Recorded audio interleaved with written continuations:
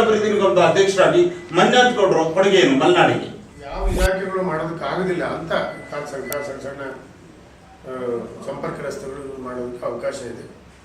But MLAಗಳು ಜಾಸ್ತಿ ಇರೋದ್ರಿಂದ ಸ್ವಲ್ಪ ಆರ್ಥಿಕ ತೊಂದರೆ ಕೂಡ ಇದೆ. 2024 ಮಂಜುನಾಥ್ ಗೌಡರಿಗೆ ಹೇಗನ್ಸುತ್ತೆ? ನೋಡಿ, ಅವಕಾಶ ಸಿಕ್ಕಿದೆ, ಅವಕಾಶ ಉಪಯೋಗಿಸ್ಕೊಂಡು ನಾನು ಬೆಳೆಯೋದ್ರ ಜೊತೆ ಬೇರೆ ನಮ್ಮ ಯುವಕರನ್ನು ಮತ್ತು ಜಾತ್ಯತೀತ ಬೆಳೆಸುವಂತ ಅವಕಾಶ ನಮಗೆ ಸಿಕ್ಕಿದೆ. ಮುಖ್ಯಮಂತ್ರಿಗಳು ಇನ್ನೊಂದು ಕಡೆ ಸಂಕಷ್ಟದ ಪರಿಸ್ಥಿತಿಗೆ ಸಿಲುಕಿದಾರ ಅಂತ ಅಕ್ವೈರ್ ಮಾಡ್ಕೊಂಡಂತ ಜಾಗ 50-50 ಜಾಗ ಮಾಡಿಕೊಡುವಂಥದ್ದು ದುಡ್ಡಿಲ್ಲದೆ ಇರೋದ್ರಿಂದ ಅದು ಮೂಢ ತೆಗೆದುಕೊಂಡಂತ ನಿಯಮ, ಮೂಢನ ತೀರ್ಮಾನ. ಮೂಢದಲ್ಲಿ ಎಲ್ಲರೂ BJP ಕಾಂಗ್ರೆಸ್ ಎಲ್ಲರೂ ಸದಸ್ಯರಿದ್ದಾರೆ. ಇದ್ದಾಗ ಮುಖ್ಯಮಂತ್ರಿಗಳು ಯಾಕೆ ರಾಜೀನಾಮೆ ಕೊಡಬೇಕು? ಇದು ಸುಳ್ಳಿದು. ಹಾಯ್, ಹಲೋ, ನಮಸ್ಕಾರ. ನಾನು ಅಭಿಷೇಕ್ ಶೃಂಗೇರಿ. ಇವತ್ತಿನ ಈ ಒಂದು ಸಂದರ್ಶನದಲ್ಲಿ ನಮ್ಮ ಜೊತೆ ಮಲೆನಾಡು ಅಭಿವೃದ್ಧಿ ನಿಗಮದ ಅಧ್ಯಕ್ಷರು, ಹಾಗೆ ಶಿವಮೊಗ್ಗ ಡಿಸಿಸಿ ಬ್ಯಾಂಕ್ನ ಅಧ್ಯಕ್ಷರು, ಹಾಗೆ ಶಿವಮೊಗ್ಗ ಹಾಲು ಉತ್ಪಾದನಾ ಒಕ್ಕೂಟದ ನಿರ್ದೇಶಕರಾಗಿರುವಂತಹ ಶ್ರೀಯುತ RM ಮಂಜುನಾಥ್ ಗೌಡ್ರು ಇದ್ದಾರೆ. RM ಮಂಜುನಾಥ್ ಗೌಡ್ರ ಕಾರ್ಯಕ್ರಮಕ್ಕೆ ಆತ್ಮೀಯ ಸ್ವಾಗತ. ಸರ್, ಹೇಗಿದ್ದೀರಾ? ಮಂಜುನಾಥ್ ಗೌಡ್ರೆ, ಬಹುಶಃ 2024 ಮಂಜುನಾಥ್ ಗೌಡ್ರ ಅವರ ರಾಜಕೀಯ ಜೀವನ, ಸಾರ್ವಜನಿಕ ಜೀವನದಲ್ಲಿ ಒಂದು ಉತ್ತುಂಗದಲ್ಲಿರುವಂಥದ್ದು. ಬಹುಶಃ 2 ಅಧ್ಯಕ್ಷ ಸ್ಥಾನದ ಇರುವುದು, 1 ನಿರ್ದೇಶಕರಾಗಿರುವಂಥದ್ದು. ಪ್ರಮುಖವಾಗಿ ನಾವು ಮೊದಲಿಗೆ ಹೇಳ್ತೀನಿ, ಮಲೆನಾಡು ಅಭಿವೃದ್ಧಿ ನಿಗಮದ ಅಧ್ಯಕ್ಷರಾಗಿ ಪ್ರಸ್ತುತ ನೀವು ಸೇವೆಯನ್ನು ಸಲ್ಲಿಸ್ತಾ ಇರುವಂಥದ್ದು. ಹೇಗಿದೆ ಮಲೆನಾಡು ಅಭಿವೃದ್ಧಿ ನಿಗಮದ ಅಧ್ಯಕ್ಷರಾಗಿ ಮಂಜುನಾಥ್ ಗೌಡರು ಕೊಡುಗೆ ಏನು ಮಲೆನಾಡಿಗೆ? ಅದು ಒಂದು ಒಳ್ಳೆ ನಿಗಮ. ಅದು ಅಭಿವೃದ್ಧಿ ದೃಷ್ಟಿಯಿಂದ 13 ಜಿಲ್ಲೆ ವ್ಯಾಪ್ತಿ ಬರೋದ್ರಿಂದ 45 ಜನ MLAಗಳು, 21 ಜನ NLC, 12 ಜನ ಲೋಕಸಭಾ ಸದಸ್ಯರು ಇವರ ವ್ಯಾಪ್ತಿಯಲ್ಲಿ ಇರೋದ್ರಿಂದ ಸ್ವಲ್ಪ ಹಣಕಾಸಿನ ಲಭ್ಯತೆ ಕಡಿಮೆ ಇದೆ. ಈ ವರ್ಷ ಈ ಗ್ಯಾರಂಟಿ ಯೋಜನೆಗಳಿಂದಾಗಿ ಒಂದು 40 ಕೋಟಿ ಮಾತ್ರ ಬಜೆಟ್ ಕೊಟ್ಟಿದ್ದಾರೆ. ಮುಂದಿನ ವರ್ಷ ಸ್ವಲ್ಪ ಜಾಸ್ತಿ ಕೊಡ್ತೀನಿ ಅಂತ ಮುಖ್ಯಮಂತ್ರಿಗಳು ಭರವಸೆ ಕೊಟ್ಟಿದ್ದಾರೆ. ಆದರೂ ಆದಷ್ಟು ಮಲೆನಾಡಿನ ಮೂಲ ಸಮಸ್ಯೆಗಳೇನಿದ್ದಾವೆ, ಈ ಮಕ್ಕಳುಗಳು, ಶಾಲೆಯ ಮಕ್ಕಳು ಓಡಾಡೋದಕ್ಕೆ ಕಾಲು ಸಂಕ ಇಂಥವೆಲ್ಲ ಮೂಲಭೂತವಾಗಿರುವಂಥದ್ದು. ಬೇರೆ ಬೇರೆ ಇಲಾಖೆಯಿಂದ ಹೇಗೂ PWD, RDPR, ZPTP ಇದರಿಂದೆಲ್ಲ ಆಗ್ತದೆ ಕೆಲಸಗಳು. ಆದರೆ ನಾವು ಎಲ್ಲಿ ಯಾವ ಇಲಾಖೆಗಳು ಮಾಡೋದಕ್ಕಾಗೋದಿಲ್ಲ ಅಂತ ಸಣ್ಣ ಸಂಪರ್ಕ ರಸ್ತೆಗಳು ಮಾಡೋದಕ್ಕೆ ಅವಕಾಶ ಇದೆ. ಬಟ್ MLAಗಳು ಜಾಸ್ತಿ ಇರೋದ್ರಿಂದ ಸ್ವಲ್ಪ ಆರ್ಥಿಕ ತೊಂದರೆ ಕೂಡ ಇದೆ. ಆದರೂ ಕೆಲಸ ಮಾಡೋದಕ್ಕೆ ಒಳ್ಳೆ ಅವಕಾಶ. ಮತ್ತೆ MLAಗಳು ಜಾಸ್ತಿ ಇರೋದ್ರಿಂದ ಆರ್ಥಿಕ ತೊಂದರೆ ಇದೆಯಾ, ಅಥವಾ ಗ್ಯಾರಂಟಿ ಯೋಜನೆಗಳ ಪರಿಣಾಮದಿಂದ ಆರ್ಥಿಕ ಸಮಸ್ಯೆ ಉದ್ಭವ ಆಗಿದೆಯಾ? ಇಲ್ಲ, ಹಾಗೇನಿಲ್ಲ. ಪ್ರತಿ ವರ್ಷದಂತೆ ಈ ಗ್ಯಾರಂಟಿ ಯೋಜನೆ ಇದ್ದಿದ್ದಾಗಲೂ ಕೂಡ ಇಷ್ಟೇ ಹಣ ಕೊಡ್ತಿದ್ದರು. ಗ್ಯಾರಂಟಿ ಯೋಜನೆ ಇಲ್ಲೇ ಇದ್ದಾಗಲೂ ಇಷ್ಟೇ ಹಣ ಕೊಡುವಂಥದ್ದು. ಬಟ್ ನಾವು ಜಾಸ್ತಿ ನಮ್ಮ ನಿರೀಕ್ಷೆ ದೊಡ್ಡದಿದೆ. ಯಾಕೆಂದರೆ ಸುಮಾರು 65-66 ತಾಲೂಕು ವ್ಯಾಪ್ತಿ ಬರ್ತದೆ, 13 ಜಿಲ್ಲೆ ಬರ್ತದೆ. ನಮ್ಮ ನಿರೀಕ್ಷೆ ಅಂತ ಹೇಳಿದರೆ ಜಾಸ್ತಿ ಮಲೆನಾಡು ಅಂದರೆ ಶಿವಮೊಗ್ಗ, ಚಿಕ್ಕಮಗಳೂರು, ಹಾಸನ ಮತ್ತು ಮಡಿಕೇರಿ ಇದೆ. ಉತ್ತರ ಕನ್ನಡ, ದಕ್ಷಿಣ ಕನ್ನಡ ಮತ್ತು ಉತ್ತರ ಕನ್ನಡದಲ್ಲಿ ಏನಾಗಿದೆ ಅಂದರೆ ಉತ್ತರ ಕನ್ನಡ, ದಕ್ಷಿಣ ಕನ್ನಡ ಕರಾವಳಿ ಅಭಿವೃದ್ಧಿ ನಿಗಮ ಮಾಡೋದಕ್ಕೆ ಸರ್ಕಾರ ಬಜೆಟಲ್ಲಿ ಘೋಷಣೆ ಮಾಡಿದೆ. ಅದು ಘೋಷಣೆ ಆಗಿ ಅದು ಅಸ್ತಿತ್ವಕ್ಕೆ ಬಂದರೆ ಸ್ವಲ್ಪ ಇನ್ನೊಂದಷ್ಟು ಹೆಚ್ಚು ದುಡ್ಡು ನಮಗೆ ಉಳಿತದೆ. ಅಲ್ಲಿ ಭಾಗದ ಮೊನ್ನೆ ನಾವು ಮೊದಲನೇ ಮೀಟಿಂಗ್ ಮಾಡಿದ್ವಿ. ಅಲ್ಲಿ ಭಾಗದ ಶಾಸಕರು ಮತ್ತು ವಿಧಾನ ಪರಿಷತ್ತಿನ ಶಾಸಕರು ಇಬ್ಬರು ಅದರ ನಿರೀಕ್ಷೆಯಲ್ಲಿದ್ದಾರೆ. ಅಲ್ಲಾದರೆ ಅವ್ರಿಗೂ ಸ್ವಲ್ಪ ಜಾಸ್ತಿ ಹಣ ಹೋಗುತ್ತೆ, ನಮಗೂ ಸ್ವಲ್ಪ ಜಾಸ್ತಿ ಹಣ ಉಳಿತದೆ. ಆ ದೃಷ್ಟಿಯಿಂದ ನೋಡ್ಬೇಕು ಸರ್ಕಾರ ಮುಂದೆ ಏನು ಯಾವ ಥರ ಕ್ರಮ ಮಾಡ್ತಾರೆ ನೋಡಿಕೊಂಡು ಅದಕ್ಕೆ ಪೂರ್ವವಾಗಿ ಕೆಲಸ ಮಾಡಬೇಕು. ಮಂಜುನಾಥ್ ಗೌಡ್ರೆ, ಪ್ರಮುಖವಾಗಿ ಒಂದು ಅಧ್ಯಕ್ಷ ಆಗಿದ್ದಾರೆ ಅಂದ್ರೆ ಎಲ್ಲೋ ನಿರೀಕ್ಷೆ ಇರುತ್ತೆ. ಈಗ ಮಲೆನಾಡು ಭಾಗದವರಿಗೆ ಮಲೆನಾಡು ಅಭಿವೃದ್ಧಿ ಅಧ್ಯಕ್ಷರಾಗಿರುವ ಹಿನ್ನೆಲೆಯಲ್ಲಿ ಶಿವಮೊಗ್ಗ ಆಗಿರ್ಬೋದು, ಚಿಕ್ಕಮಗಳೂರು ಭಾಗದ ಸಮಸ್ಯೆಗಳ ಕುರಿತಾಗಿ ನಿಮಗೂ ಕೂಡ ಅರಿವಿರುವಂಥದ್ದು. ಈಗ ಮಳೆ ಬಂದ ಸಂದರ್ಭ ಅತಿಯಾದ ಅನಾಹುತಗಳ ಸಮಸ್ಯೆ, ಈ ಹಿನ್ನೆಲೆಯಲ್ಲಿ ಮಲೆನಾಡಿಗರು ನಿಮ್ಮಿಂದ ಏನು ನಿರೀಕ್ಷೆ ಮಾಡಬೇಕು? ನಾನು ಅದಕ್ಕಾಗಿ ಮೊದಲೇ ಬೋರ್ಡ್ ಮೀಟಿಂಗ್ ಮಾಡಿದೆ. 3 ತಿಂಗಳಿಗೆ ಒಂದ್ಸರಿ ಮೀಟಿಂಗ್ ಮಾಡಬೇಕು ನಾವು. ಅಷ್ಟು ಜನ MLAಗಳು, MPಗಳೆಲ್ಲ ಕರೆದು ಮೊದಲೇ ಮಧ್ಯೆ 2-3 ತಿಂಗಳು MP ಎಲೆಕ್ಷನ್ನು, MLC ಎಲೆಕ್ಷನ್ನು, ನಮ್ಮ DCC ಬ್ಯಾಂಕ್ ಎಲೆಕ್ಷನ್ನು ಮತ್ತು RO ಎಲೆಕ್ಷನ್ ಇದ್ದಿದ್ದರಿಂದ ಒಂದು 4-5 ತಿಂಗಳು ನಮಗೆ ಮಾಡೋಕ್ಕಾಗಲಿಲ್ಲ. ಮೊನ್ನೆ ಮೀಟಿಂಗ್ ಮಾಡಿದ್ವಿ. ಎಲ್ಲ 2-3-4 ಬಾರಿ ಗೆದ್ದಂಥ MLAಗಳಿದ್ದಾರೆ, 8 ಜನ ಮಿನಿಸ್ಟರ್ ಇದ್ದಾರೆ. ಕೆಲವು ಸಲಹೆ ಸಹಕಾರ ತಗೊಂಡಿದ್ವಿ. ಮತ್ತೆ ಮೂಲಭೂತವಾಗಿ ನಾವು ಈಗ ಈ ವರ್ಷ ಮೊದಲನೇ ಅಂತಿದ್ದ ಕಾಲು ಸಂಖ್ಯೆಗಳಿಗೆ ಮಾಡಬೇಕು ಅಂತ. ಮಕ್ಕಳು ಈ ವರ್ಷ ಮಳೆ ಜಾಸ್ತಿ. ನಮ್ಮ ಶಿವಮೊಗ್ಗ ಜಿಲ್ಲೆ ತೀರ್ಥಹಳ್ಳಿ ಸಮಸ್ಯೆನೇ ಕೊಪ್ಪ, ಶೃಂಗೇರಿ, ಅನ್ನಾರ್ಪುರದಲ್ಲಿರುವಂಥದ್ದು, ಅಥವಾ ಮಡಿಕೇರಿ, ವಿರಾಜಪೇಟೆ, ಸೋಮವಾರಪೇಟೆಯಲ್ಲಿರುವಂಥದ್ದು. ಆ ಕಾರಣಕ್ಕಾಗಿ ಕಾಲು ಸಂಖ್ಯಕ್ಕೆ ಮೊದಲನೇ ಒತ್ತು ಕೊಟ್ಬಿಟ್ಟು ಆನಂತರದಲ್ಲಿ ಹಣ ಉಳಿದ್ರೆ ಅಥವಾ ಮಿಕ್ಕಿದ್ರೆ ನಾವು ಸಂಪರ್ಕ ರಸ್ತೆಗಳು ಮತ್ತು ಮುಖ್ಯಮಂತ್ರಿಗಳ ಜೊತೆಗೆ ಒಂದ್ಸರಿ ಭೇಟಿ ಮಾಡಿದ್ದೀವಿ. ಮುಖ್ಯಮಂತ್ರಿಗಳು ಒಪ್ಪಿದ್ದಾರೆ. ನಬಾರ್ಡು ಮೂಲತಃ ಗ್ರಾಮೀಣಾಭಿವೃದ್ಧಿ ರಸ್ತೆಗಳಿಗೆ ಹಣ ಕೊಡ್ತಾರೆ. ಅವರು ನಬಾರ್ಡಿನ ಒಂದು 200 ಕೋಟಿ ಪ್ರಪೋಸಲ್ ರೆಡಿ ಮಾಡಿದ್ರು. ಮುಖ್ಯಮಂತ್ರಿಗಳ ಜೊತೆಗೆ ಕೂತು ಟೈಮ್ ತಗೊಳ್ತಾರೆ, ಚರ್ಚೆ ಮಾಡಿ ಅದನ್ನು ನಬಾರ್ಡಿಗೆ ಕಳಿಸೋದು, ನಬಾರ್ಡ್ ಮೂಲಕ ಹಣ ಪಡೆದ್ಬಿಟ್ಟು ಅದನ್ನು ಜಾರಿ ಕೊಡೋದು ಕೆಲಸ ಮಾಡಬೇಕು ಅನ್ನೋದು ಅದು ವಿಶೇಷವಾಗಿ ಟೂರಿಸಮ್ಗೆ ಒತ್ತು ಕೊಡಬೇಕು. ನಾವು ಟೂರಿಸಮ್ ಅಂತ ಹೇಳಿದರೆ ನಮಗೀಗ ಉದಾಹರಣೆ ನಿಮ್ಮ ಬಾಳೆಹೊನ್ನೂರ ಹತ್ರ ಒಂದು, ನಮ್ಮ ತೀರ್ಥಹಳ್ಳಿ ಹತ್ರ ಒಂದಷ್ಟು, ನಮ್ಮ ನಿಟ್ಟೂರು ನಾಗೋಡಿ ಈ ಕಡೆ ಏನಂತ ಹೇಳಿದ್ರೆ ನಮ್ಮ ಹ್ಯಾಂಗಿಂಗ್ ಬ್ರಿಡ್ಜ್ಗಳು, ತೂಗು ಸೇರಿಸುಗಳನ್ನು ಮಾಡೋವಂಥದ್ದು. ಅದು ಇಲ್ಲಿ ದೊಡ್ಡ ದೊಡ್ಡ ಬ್ರಿಡ್ಜ್ ಮಾಡೋಕ್ಕಾಗಲ್ಲ. ಸಣ್ಣ ಸಣ್ಣ ಹಳ್ಳಿಗಳಿದ್ದಾವೆ ಅಂದರೆ ತೂಗು ಸೇತುವೆ ಮೂಲಕ ಬೈಕ್ ಓಡಾಡೋಕ್ಕೆ ಮಾಡೋದಕ್ಕೆ ಜನರಿಗೆ ಸಂಪರ್ಕ ರಸ್ತೆಗಳು. ಅದು ಮಲೆನಾಡಲ್ಲಿ ಮಳೆಗಾಲದಲ್ಲಿ ಮಾತ್ರ ಈ ಹಳ್ಳಿಗಳು ತುಂಬ ಹರಿತವೆ. ಡಿಸೆಂಬರ್ ಕಳೆದ್ಬಿಟ್ಟು ಬತ್ತು ಹೋಗ್ತವೆ. ಒಂದು ನಮಗೆ ಪ್ರವಾಸೋದ್ಯಮಕ್ಕೂ ಅನುಕೂಲ ಆಗಬೇಕು, ಜನರಿಗೂ ಸಂಪರ್ಕ ಆಗಬೇಕು. ಅದರಲ್ಲಿ ಮೊನ್ನೆ ಎಲ್ಲರೂ ಕೂಡ ಒಮ್ಮತ ಅಭಿಪ್ರಾಯ ಹೇಳಿದ್ದಾರೆ. ತೂಗು ಸೇತುವೆಗಳನ್ನು ಹೆಚ್ಚು ಮಾಡೋದು. ಉದಾಹರಣೆಗೆ ಉತ್ತರ ಕನ್ನಡ, ಸಿರ್ಸಿ, ನಮ್ಮ ಯಲ್ಲಾಪುರ, ಈ ಕಡೆ ಸಿದ್ದಾಪುರ ಈ ಭಾಗಗಳಲ್ಲಿ, ಅಥವಾ ನಮ್ಮ ಉಡುಪಿ ಈ ಕಡೆ ನಮ್ಮ ತೀರ್ಥಹಳ್ಳಿ, ಚಿಕ್ಕಮಗಳೂರು, ಕೊಡಗು ಈ ಭಾಗದಲ್ಲಿ ಹೆಚ್ಚು ಬೇಡಿಕೆ ಇದೆ. ಹಾಸನ, ಸಕಲೇಶ್ಪುರ ಈ ಭಾಗದಲ್ಲಿ ಆ ತೂಗು ಸೇತುವೆಗಳಿಗೆ ಏನು ಮಾಡ್ಬೋದು ಅನ್ನೋದ್ರ ಬಗ್ಗೆ ಕೂಡ ನಾವು ಈಗಾಗಲೇ ಒಂದು ಯೋಜನೆ ರೆಡಿ ಮಾಡಿಟ್ಟಿದ್ದೀವಿ. ನಾವು ಅದನ್ನೇ ಮುಖ್ಯಮಂತ್ರಿಗಳ ದಸರಾ ಮುಗಿದ ಟೈಮ್ ತಗೊಂಡು ಒಂದು ದಿವಸ ಮುಖ್ಯಮಂತ್ರಿ ಜೊತೆಗೆ ಮಾತನಾಡಿ ಅದನ್ನು ಮಂತ್ರಿಮಂಡಲದಲ್ಲಿ ಒಪ್ಪಿಗೆ ತರೋದು ನಾವು ಮಾಡಿ ಕಳಿಸ್ಬೇಕು. ಅದೃಷ್ಟಿಯಿಂದ ಇವೆಲ್ಲವೂ ಒಂದಷ್ಟು ಯೋಜನೆಗಳು ನಮ್ಮ ಮುಂದೆ ಇದ್ದಾವೆ. ಒಂದು ಸರ್ಕಾರ, ನಾನು ಮೊದಲೇ ಬಾರಿ, ನಾನು ಯಾವತ್ತೂ ಕೂಡ ನಾಮನಿರ್ದೇಶನ ಮಾಡಿಸ್ಕೊಂಡನಲ್ಲ. ಸರ್ಕಾರ ಇಷ್ಟಪಟ್ಟು ನನಗೆ ಮಲೆನಾಡು ಅಭಿವೃದ್ಧಿ ಕೊಟ್ಟಿದೆ. ಅದು ಒಂದು ಕ್ಯಾಬಿನೆಟ್ ರ್ಯಾಂಕಿನ ಒಂದು ಹುದ್ದೆ. ಅದರಿಂದ ಅದನ್ನು ಉದ್ಯೋಗ ನ್ಯಾಯ ಒದಗಿಸಬೇಕು, ಮಲೆನಾಡಿಗೂ ಅನುಕೂಲ ಆಗೋ ದೃಷ್ಟಿಯಿಂದ ಒಂದಷ್ಟು ಕೆಲಸ ಮಾಡುವಂಥ ಯೋಜನೆಗಳನ್ನು ನಾನು ಹಾಕೊಂಡಿದ್ದೇನೆ. ಅಮರನಾಥ್, ಪ್ರಮುಖವಾಗಿ ಇನ್ನು ಡಿಸಿಸಿ ಬ್ಯಾಂಕ್ನ ಇತ್ತೀಚಿನ ಚುನಾವಣೆಯಲ್ಲಿ ಗೆಲ್ಲುವ ಮೂಲಕ 11ನೇ ಬಾರಿ ಶಿವಮೊಗ್ಗ ಡಿಸಿಸಿ ಬ್ಯಾಂಕ್ನ ಅಧ್ಯಕ್ಷರಾಗಿರುವಂಥದ್ದು ಹೇಗೆ ಅನಿಸ್ತಾ ಇದೆ? ಬಹುಶಃ ರಾಜ್ಯದಲ್ಲಿ ಒಂದು ಇತಿಹಾಸ ಆಗಿರುವಂಥದ್ದು, 11 ಬಾರಿ ಅಧ್ಯಕ್ಷರಾಗುವಂಥದ್ದು ಅದು ಒಂದು ಸಾಮಾನ್ಯದ ಮಾತಲ್ಲ. 11ನೇ ಬಾರಿ ಆಗ್ತಾ ಇರುವಂಥದ್ದು ಹೇಗೆ ಅನಿಸ್ತಾ ಇದೆ? ಇಲ್ಲ, ನನಗೇನು ಹೊಸ್ತಲ್ಲ ಅದು. ಅಲ್ಲ, ಮನ್ಯಗೌಡರಿಗೆ ಅಧ್ಯಕ್ಷ ಆಗಿದ್ದು ಹೊಸ್ತ ಅಂತ ನಾನು ಕೇಳಿಲ್ಲ. 11ನೇ ಬಾರಿ ಅಧ್ಯಕ್ಷರಾಗಿದೆ ಹೇಗಂತ ಕೇಳಿಲ್ಲ. ಶಿವಮೊಗ್ಗ ಜಿಲ್ಲೆಯಲ್ಲಿ ಬಹಳ ದೀರ್ಘಕಾಲ ಆಗುವಂಥ ಒಂದು ಅವಕಾಶ. ಮಧ್ಯ ಸ್ವಲ್ಪ ಒಂದು 2 ವರ್ಷ ಗ್ಯಾಪ್ ಆಗಿದೆ. ರಾಜಕಾರಣ ಬರಬಾರ್ದು ಸಹಕಾರ ಕ್ಷೇತ್ರದಲ್ಲಿ ಅಂತೀವಿ. ರಾಜಕಾರಣ ತಂದು ಒಂದಷ್ಟು ನನ್ನನ್ನು ಡಿ.ಸಿ ಬ್ಯಾಂಕಿಂದ ಹೊರಗಿಡುವಂಥ ಕೆಲಸ ಮಾಡಿದರು. ಅದು ಕೂಡ ನನ್ನೆಲ್ಲ ಆತ್ಮೀಯರು, ಸ್ನೇಹಿತರು, ಸಹಕಾರಿಗಳ ಒತ್ತಾಯ ಮತ್ತು ಬೆಂಬಲದಿಂದ ಮತ್ತೊಂದು ಸರಿ ಭಾಳ ದೊಡ್ಡ ಪ್ರಮಾಣದಲ್ಲಿ, ಇಷ್ಟು ದೊಡ್ಡ ಪ್ರಮಾಣದಲ್ಲಿ ನಮ್ಮ ಪರವಾಗಿ ಒಂದು ಕಡೆ ನಿರ್ದೇಶಕರ ಆಡಳಿತ ಮಂಡಳಿ ಆಯ್ಕೆ ಆಗಿದ್ದು ಫಸ್ಟ್ ಟೈಮ್. ಯಾವತ್ತು ಇಷ್ಟು ದೊಡ್ಡ ಪ್ರಮಾಣದಲ್ಲಿ ಬೆಂಬಲ ಸಿಕ್ಕಲಿಲ್ಲ. ನಾವು ಸ್ವಲ್ಪ ಜಿದ್ದಾಜಿದ್ದಿ ನಡೀತೀವಿ. ಸರಿ ನಡೆದರೂ ಕೂಡ ಸಹಕಾರಿಗಳು ಪಕ್ಷಾತೀತವಾಗಿ, ಜಾತ್ಯತೀತವಾಗಿ ನನ್ನ ನಾಯಕತ್ವಕ್ಕೆ ಬೆಂಬಲವನ್ನು ಕೊಟ್ಟಿದ್ದಾರೆ. ಅದಕ್ಕಾಗಿ ನಾನು ಜಿಲ್ಲೆಯ ಎಲ್ಲ ಸಹಕಾರಿಗಳಿಗೆ ಮೊದಲನೇದಾಗಿ ಆಭಾರಿಯಾಗಿದ್ದೇನೆ, ಕೃತಜ್ಞತೆ ಹೇಳುವಂಥದ್ದು. ಜವಾಬ್ದಾರಿ ಕೂಡ ಇದೆ. ಆಯ್ಕೆ ಆಗಿದ್ದು ಅಂದ ಕೂಡಲೇ 11ನೇ ಬಾರಿ ಆಯ್ಕೆ ಅಂದರೆ ಒಂದು ಭಾಳಷ್ಟು ದೊಡ್ಡ ಜವಾಬ್ದಾರಿ. ಆ ಜವಾಬ್ದಾರಿ ನಿಭಾಯಿಸುವಂಥ ಶಕ್ತಿ ಕೂಡ ಇದೆ. ಒಳ್ಳೆ ಆಡಳಿತ ಮಂಡಳಿ ಇದೆ, ಸರ್ಕಾರ ಇದೆ. ಅದರಿಂದ ಇದನ್ನು ಉಪಯೋಗಿಸಿಕೊಂಡು ಒಂದಷ್ಟು ಹೆಚ್ಚು ಜನರಿಗೆ, ಮಧ್ಯಮ ವರ್ಗ, ಬಡವರ್ಗದವರಿಗೆ, ಕೃಷಿ ಕಾರ್ಮಿಕರಿಗೆ ಒಂದಷ್ಟು ಸಹಾಯ ಮಾಡುವಂಥ ಕೆಲಸವನ್ನು ಮಾಡಬೇಕು ಅನ್ನೋದೇ ನಿರ್ಧಾರ. ಅನ್ಯತ್ಕೊಂಡ್ರೆ ಈ ವರ್ಷ ಸಿಕ್ಕಂತ ಮತ್ತೊಂದು ಮಹತ್ವದ ಜವಾಬ್ದಾರಿ ನಿಮಗೆ ಇನ್ನು ಶಿವಮೊಗ್ಗ ಹಾಲು ಉತ್ಪಾದಕ ಒಕ್ಕೂಟದ ನಿರ್ದೇಶಕರಾಗಿರುವಂಥದ್ದು. ಈ ನಿರ್ದೇಶಕರಾದ ಸಂದರ್ಭದಲ್ಲಿ ಈ ಹಾಲು ಉತ್ಪಾದಕರು ನಿಮ್ಮಿಂದ ಏನು ನಿರೀಕ್ಷೆ ಮಾಡ್ಬೋದು?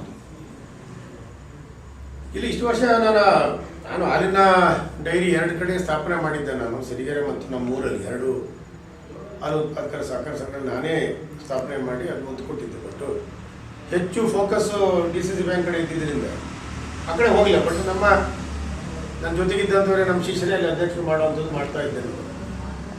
ಅದೇನೋ ಚುನಾವಣೆ ಸಂದರ್ಭದಲ್ಲಿ ಇದ್ದಕ್ಕಿದ್ದಂಗೆ ಒತ್ತಡ ಹಾಕಿದೆ ನಮ್ಮವರೆಲ್ಲ. ಇಲ್ಲ, ಕಳೆದ 5 ವರ್ಷದಲ್ಲಿ ಹಾಲು ಒಕ್ಕೂಟ ನಿರೀಕ್ಷೆ ತಕ್ಕಂತೆ ಕೆಲಸ ಮಾಡಲಿಲ್ಲ. ನೀವು ಬರಬೇಕು, ನಿಮ್ಮ ಸಹಕಾರ ಮತ್ತು ಸಲಹೆಗಳಿಂದ ಅದನ್ನು ಇನ್ನೊಂದಷ್ಟು ಹೆಚ್ಚು ಹಾಲು ಉತ್ಪಾದಕರಿಗೆ, ರೈತರಿಗೆ ಅನುಕೂಲವಾಗಿ ಮಾಡಬೇಕಾಗ್ತದೆ ಅನ್ನುವಂಥ ಒತ್ತಡ ಹಾಕಿದ್ರಿಂದ ಆಮೇಲೆ ಭಾಳ ದೊಡ್ಡ ವ್ಯಾಪ್ತಿಯ ಒಕ್ಕೂಟ ಅದು. ಶಿವಮೊಗ್ಗ, ಚಿತ್ರದುರ್ಗ, ದಾವಣಗೆರೆ 3 ಜಿಲ್ಲೆಗಳ ಒಕ್ಕೂಟ ಅದು. ಇವತ್ತಿಗೂ ಸುಮಾರು 6 ಲಕ್ಷ ಹಾಲು ಪ್ರತಿನಿತ್ಯ ಹಾಲು ಉತ್ಪಾದನೆ ಆಗ್ತದೆ. ಅದಕ್ಕೆಲ್ಲ ಮಾರ್ಕೆಟಿಂಗ್ ಮಾಡಬೇಕು, ಅದಕ್ಕೆಲ್ಲ ಹೊಸ ಒಂದಷ್ಟು ಉದ್ಯೋಗಗಳನ್ನು ಕೊಡಬೇಕು, ಸಾವಿರಾರು ಜನಕ್ಕೆ ಉದ್ಯೋಗ ಕೊಡುವಂಥ ಅವಕಾಶಗಳಿದ್ದಾವೆ. ಮತ್ತು ಹಾಲು ಉತ್ಪಾದಕರಿಗೆ ಒಂದಷ್ಟು ಆರ್ಥಿಕವಾಗಿ ಹೆಚ್ಚು ಅನುಕೂಲ ಮಾಡಿಕೊಡುವಂಥದ್ದು ಆಗಬೇಕು ಅನ್ನೋದು ಉದ್ದೇಶ ಇದೆ. ಇನ್ನು ಈಗ ಪ್ರಾರಂಭ, ಇನ್ನು 2 ತಿಂಗಳಾಯ್ತು ಅದು ನಾವು ಚುನಾವಣೆ ಗೆದ್ದು. ಬಹಳ ದೊಡ್ಡ ಅವಧಿ ಇದೆ ನಮ್ಮ ಮುಂದೆ. ಎಲ್ಲ ನನಗೂ ಅಧ್ಯಕ್ಷನಾಗಿ ಅದು ನಾನು ಅವಿರೋಧವಾಗಿ ಆಯ್ಕೆ ಆಗುವಂಥದ್ದು. ಆಯ್ಕೆ ಆದಾಗಲೂ ಅವಿರೋಧವಾಗಿ ಆಯ್ಕೆ ಮಾಡಿದ್ರು. ಅದೊಂದು ಹೆಮ್ಮೆ ನಮಗೆ. ತೀರ್ಥಹಳ್ಳಿಯಿಂದ 3 ಸಬ್ ಡಿವಿಷನ್ ನನಗೆ, ತೀರ್ಥಹಳ್ಳಿ, ಶಿವಮೊಗ್ಗ ಮತ್ತು ಭದ್ರಾವತಿ ಸಬ್ ಡಿವಿಷನ್ ಅವಿರೋಧವಾಗಿ ಆಯ್ಕೆ ಮಾಡಿದ್ದಾರೆ. ಅದೊಂದು ಗೌರವ ಅಂತ ತಿಳ್ಕೊಂಡು ನಾನು ಮುಂದಿನ ದಿನದಲ್ಲಿ ಏನೇನು ಹಾಲು ಉತ್ಪಾದಕರು ನಮ್ಮ ಮೇಲೆ ನಿರೀಕ್ಷೆ ಇಟ್ಟಿದ್ದಾರೆ, ಉತ್ಪಾದಕರ ನಿರೀಕ್ಷೆಗೆ ಯಾವುದೇ ಕುಂದು ಬರದ ಹಾಗೆ ಪ್ರಾಮಾಣಿಕವಾಗಿ ಅವರಿಗೆ ಒಳ್ಳೆ ರೇಟ್ ಬರಬೇಕು, ಮತ್ತು ಗ್ರಾಹಕರಿಗೆ, ಉತ್ಪಾದಕರಿಂದ ಗ್ರಾಹಕರಿಗೆ ನೇರವಾಗಿ ಹೋಗುವಂಥದ್ದಾಗಬೇಕು. ನಾನು ಹೇಳೋದು, ಉತ್ಪಾದಕರಿಂದ ನಾವು ಗ್ರಾಹಕರಿಗೆ ಹೋಗಿ ಅದ್ರ ಮಧ್ಯವರ್ತಿಗಳ ಕಾಟ ಕಡಿಮೆ ಆದರೆ ಆಟೋಮೆಟಿಕ್ಕಾಗಿ ರೇಟು ಜಾಸ್ತಿ ಆಗುವಂಥದ್ದು ಆಗ್ತದೆ. ಸರ್ಕಾರ ಬೇರೆ, ಮಾನ್ಯ ಕಾಂಗ್ರೆಸ್ ಸರ್ಕಾರ ಬಂದು ಮುಖ್ಯಮಂತ್ರಿಗಳು ಮತ್ತೆ ₹2 ಜಾಸ್ತಿ ಮಾಡಿದ ಹಾಲು ಉತ್ಪಾದಕರಿಗೆ ಸಹಾಯಧನ. ಉತ್ಪಾದಕರಿಗೆ ಬಹಳ ದೊಡ್ಡ ಅನುಕೂಲ ಇದೆ. ರೈತಾಪಿ ಬದುಕಿನ ಜೊತೆಗೆ ಉಪಕಸುಬಿಗೆ ಇರೋದ್ರಿಂದ ಒಂದಷ್ಟು ಹೆಚ್ಚು ಅನುಕೂಲ ಆಗ್ತದೆ. ನೋಡಿದ್ದು DCC ಬ್ಯಾಂಕಿಗಿಂತಲೂ ಕೂಡ ಜನರಿಗೆ, ಸಾಮಾನ್ಯ ಜನರಿಗೆ, ಕೃಷಿ ಕಾರ್ಮಿಕರಿಗೆ, ಈ ಥರದ ಜಮೀನು ಇಲ್ಲದೇ ಇದ್ದಂಥವರಿಗೆ ಹೆಚ್ಚು ಅವಕಾಶ ಈ ಹಾಲು ಉತ್ಪಾದನೆ ಮೂಲಕ ಬರ್ತದೆ ಅನ್ನೋಂಥದ್ದು. ನೋಡೋಣ, ಅಲ್ಲಿ ಏನು ಒಳ್ಳೆ ಕೆಲಸ ಮಾಡ್ಬೋದು ಆ ದೃಷ್ಟಿಯಲ್ಲಿ ಮಾಡುವಂಥದ್ದು. ಮತ್ತು ನೀವು ನೋಡಿದ್ರಿ ಮೊನ್ನೆ ತಿರುಪತಿಯಲ್ಲಿ ಲಾಡು ವಿಚಾರವಾಗಿ ಒಂದಷ್ಟು ಗೊಂದಲಗಳಾದವು. ಈ ಮತ್ತೆ ಹಿಂದೆ ನಂದಿನಿ ಬ್ರ್ಯಾಂಡ್ ನಮ್ಮದು, ಇಡೀ ರಾಜ್ಯದಲ್ಲಿ ನಂದಿನಿ ಬ್ರ್ಯಾಂಡ್. ಆ ತುಪ್ಪವನ್ನು ಮತ್ತೆ ಅಲ್ಲಿಗೆ ಪೂರೈಕೆ ಮಾಡುವಂಥ ಅವಕಾಶ, ಅತ್ಯಂತ ಸ್ವಚ್ಛವಾದ ಮತ್ತು ಶುದ್ಧವಾದಂಥ ತುಪ್ಪವನ್ನು ತಿರುಪತಿ ಅಂತ ಬಹಳ ಶ್ರೇಷ್ಠವಾದಂಥ ದೊಡ್ಡ ದೇವಸ್ಥಾನಕ್ಕೆ ಮಾಡುವಂಥದ್ದು ಅವಕಾಶ. ಮತ್ತು ಜನಗಳಿಗೆ ಇನ್ನೊಂದಷ್ಟು ಏನೇನು ಬೇಕು. ನಿನ್ನೆ ನಾನು ಅಧ್ಯಕ್ಷ ನಮ್ಮ ವಿದ್ಯಾರ್ಥಿ ಜೊತೆ ಮಾತಾಡ್ತಾ ಇದ್ದೇನೆ.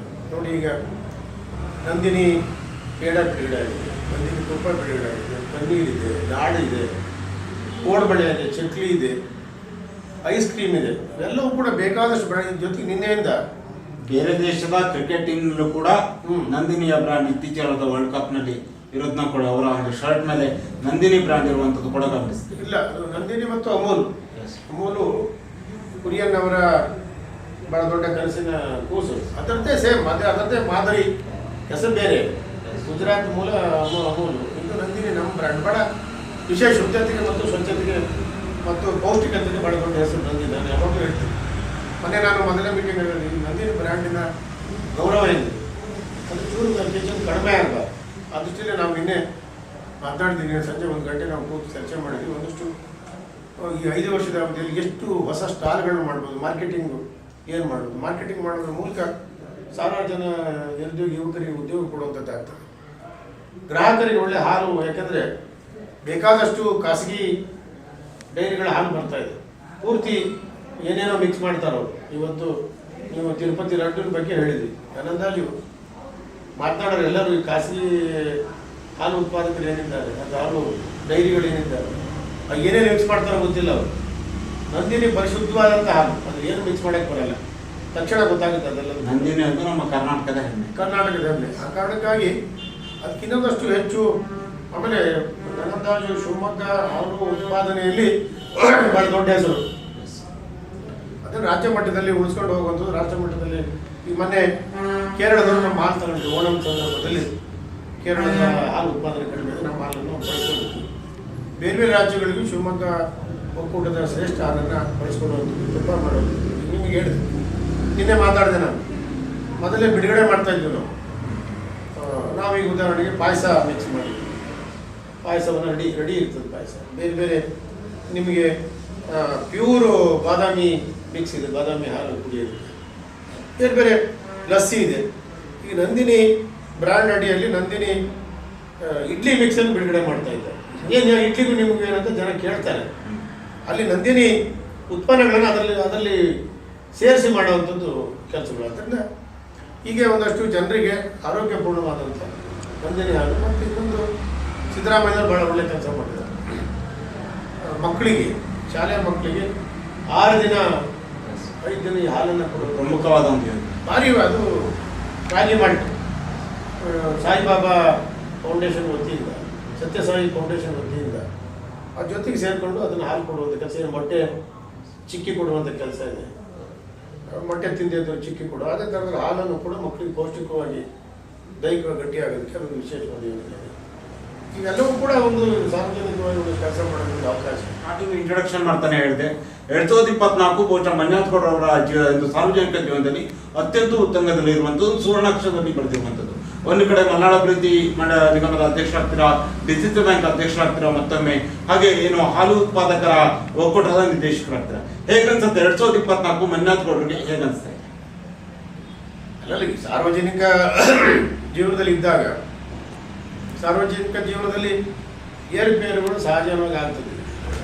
ಸೋಲು ಗೆಲುವುಗಳು ಅಥವಾ ರಾಜಕೀಯದ ದೃಷ್ಟಿಯಿಂದ ಬೇರೆ ಬೇರೆ ಏರಿಳಿತಗಳನ್ನು ನಾವು ಯಾವಾಗಲೂ ನೋಡ್ತೀವಿ. ನಾವು ದೊಡ್ಡ ದೊಡ್ಡವರು ಕೂಡ ಏರಿಳಿತಗಳಲ್ಲಿ ಯಾರೂ ಹೊರತಲ್ಲ. ಮಧ್ಯ 21, 22, 23 ಒಂದೆರಡು ವರ್ಷ ಆ ಏರಿಳಿತದಲ್ಲಿ ಕೆಳಗಡೆ ಇದ್ದೆ ನಾನು, ಇಳಿತದಲ್ಲಿ ಇದ್ವಿ ನಾವು. ಮತ್ತೆ ಬಂದಿದೆ, ಮತ್ತೆ ಚುನಾವಣೆ ಬಂದಿದ್ದರಿಂದ ಭಾಳ ಒಳ್ಳೆ ಅವಕಾಶ ಸಿಕ್ಕಿದೆ. ನಾನೇನು ಇವೆಲ್ಲವನ್ನು ಚುನಾವಣೆ ಮೂಲಕ ಬಂದಂಥ ಒಂದು ಒಳ್ಳೆ ಅವಕಾಶ ಸಿಕ್ಕಿದೆ. ಅವಕಾಶವನ್ನು ಉಪಯೋಗಿಸ್ಕೊಂಡು ನಾನು ಬೆಳೆಯೋದ್ರ ಜೊತೆ ಬೇರೆ ನಮ್ಮ ಯುವಕರನ್ನು ಮತ್ತು ಜಾತ್ಯತೀತವಾಗಿ ಬೆಳೆಸುವಂಥ ಅವಕಾಶ ನಮಗೆ ಸಿಕ್ಕಿದೆ. ಮೂಲಭೂತವಾಗಿ ನಾನು ಯಾವಾಗಲೂ ಹೇಳ್ತೀನಿ, ನಾನು ಸಹಕಾರಿ ಕ್ಷೇತ್ರದಲ್ಲಿ ಪಕ್ಷದ ರಾಜಕೀಯದ ಹೊರಗಡೆ ಇಟ್ಟು ಜಾತಿಯನ್ನು ಹೊರಗಡೆ ಇಟ್ಟು ನಾವು ರಾಜಕಾರಣ ಅಲ್ಲಿ ಆ ಒಂದು ಸಹಕಾರಿ ಕ್ಷೇತ್ರದಲ್ಲಿ ಸೇವೆಯ ರೂಪದಲ್ಲಿ ಕಟ್ಟಬೇಕು ಅನ್ನೋದು ಮಾಡಿದಾಗ ಅದರ ಉದ್ದೇಶ ಈಡೇರ್ತದೆ.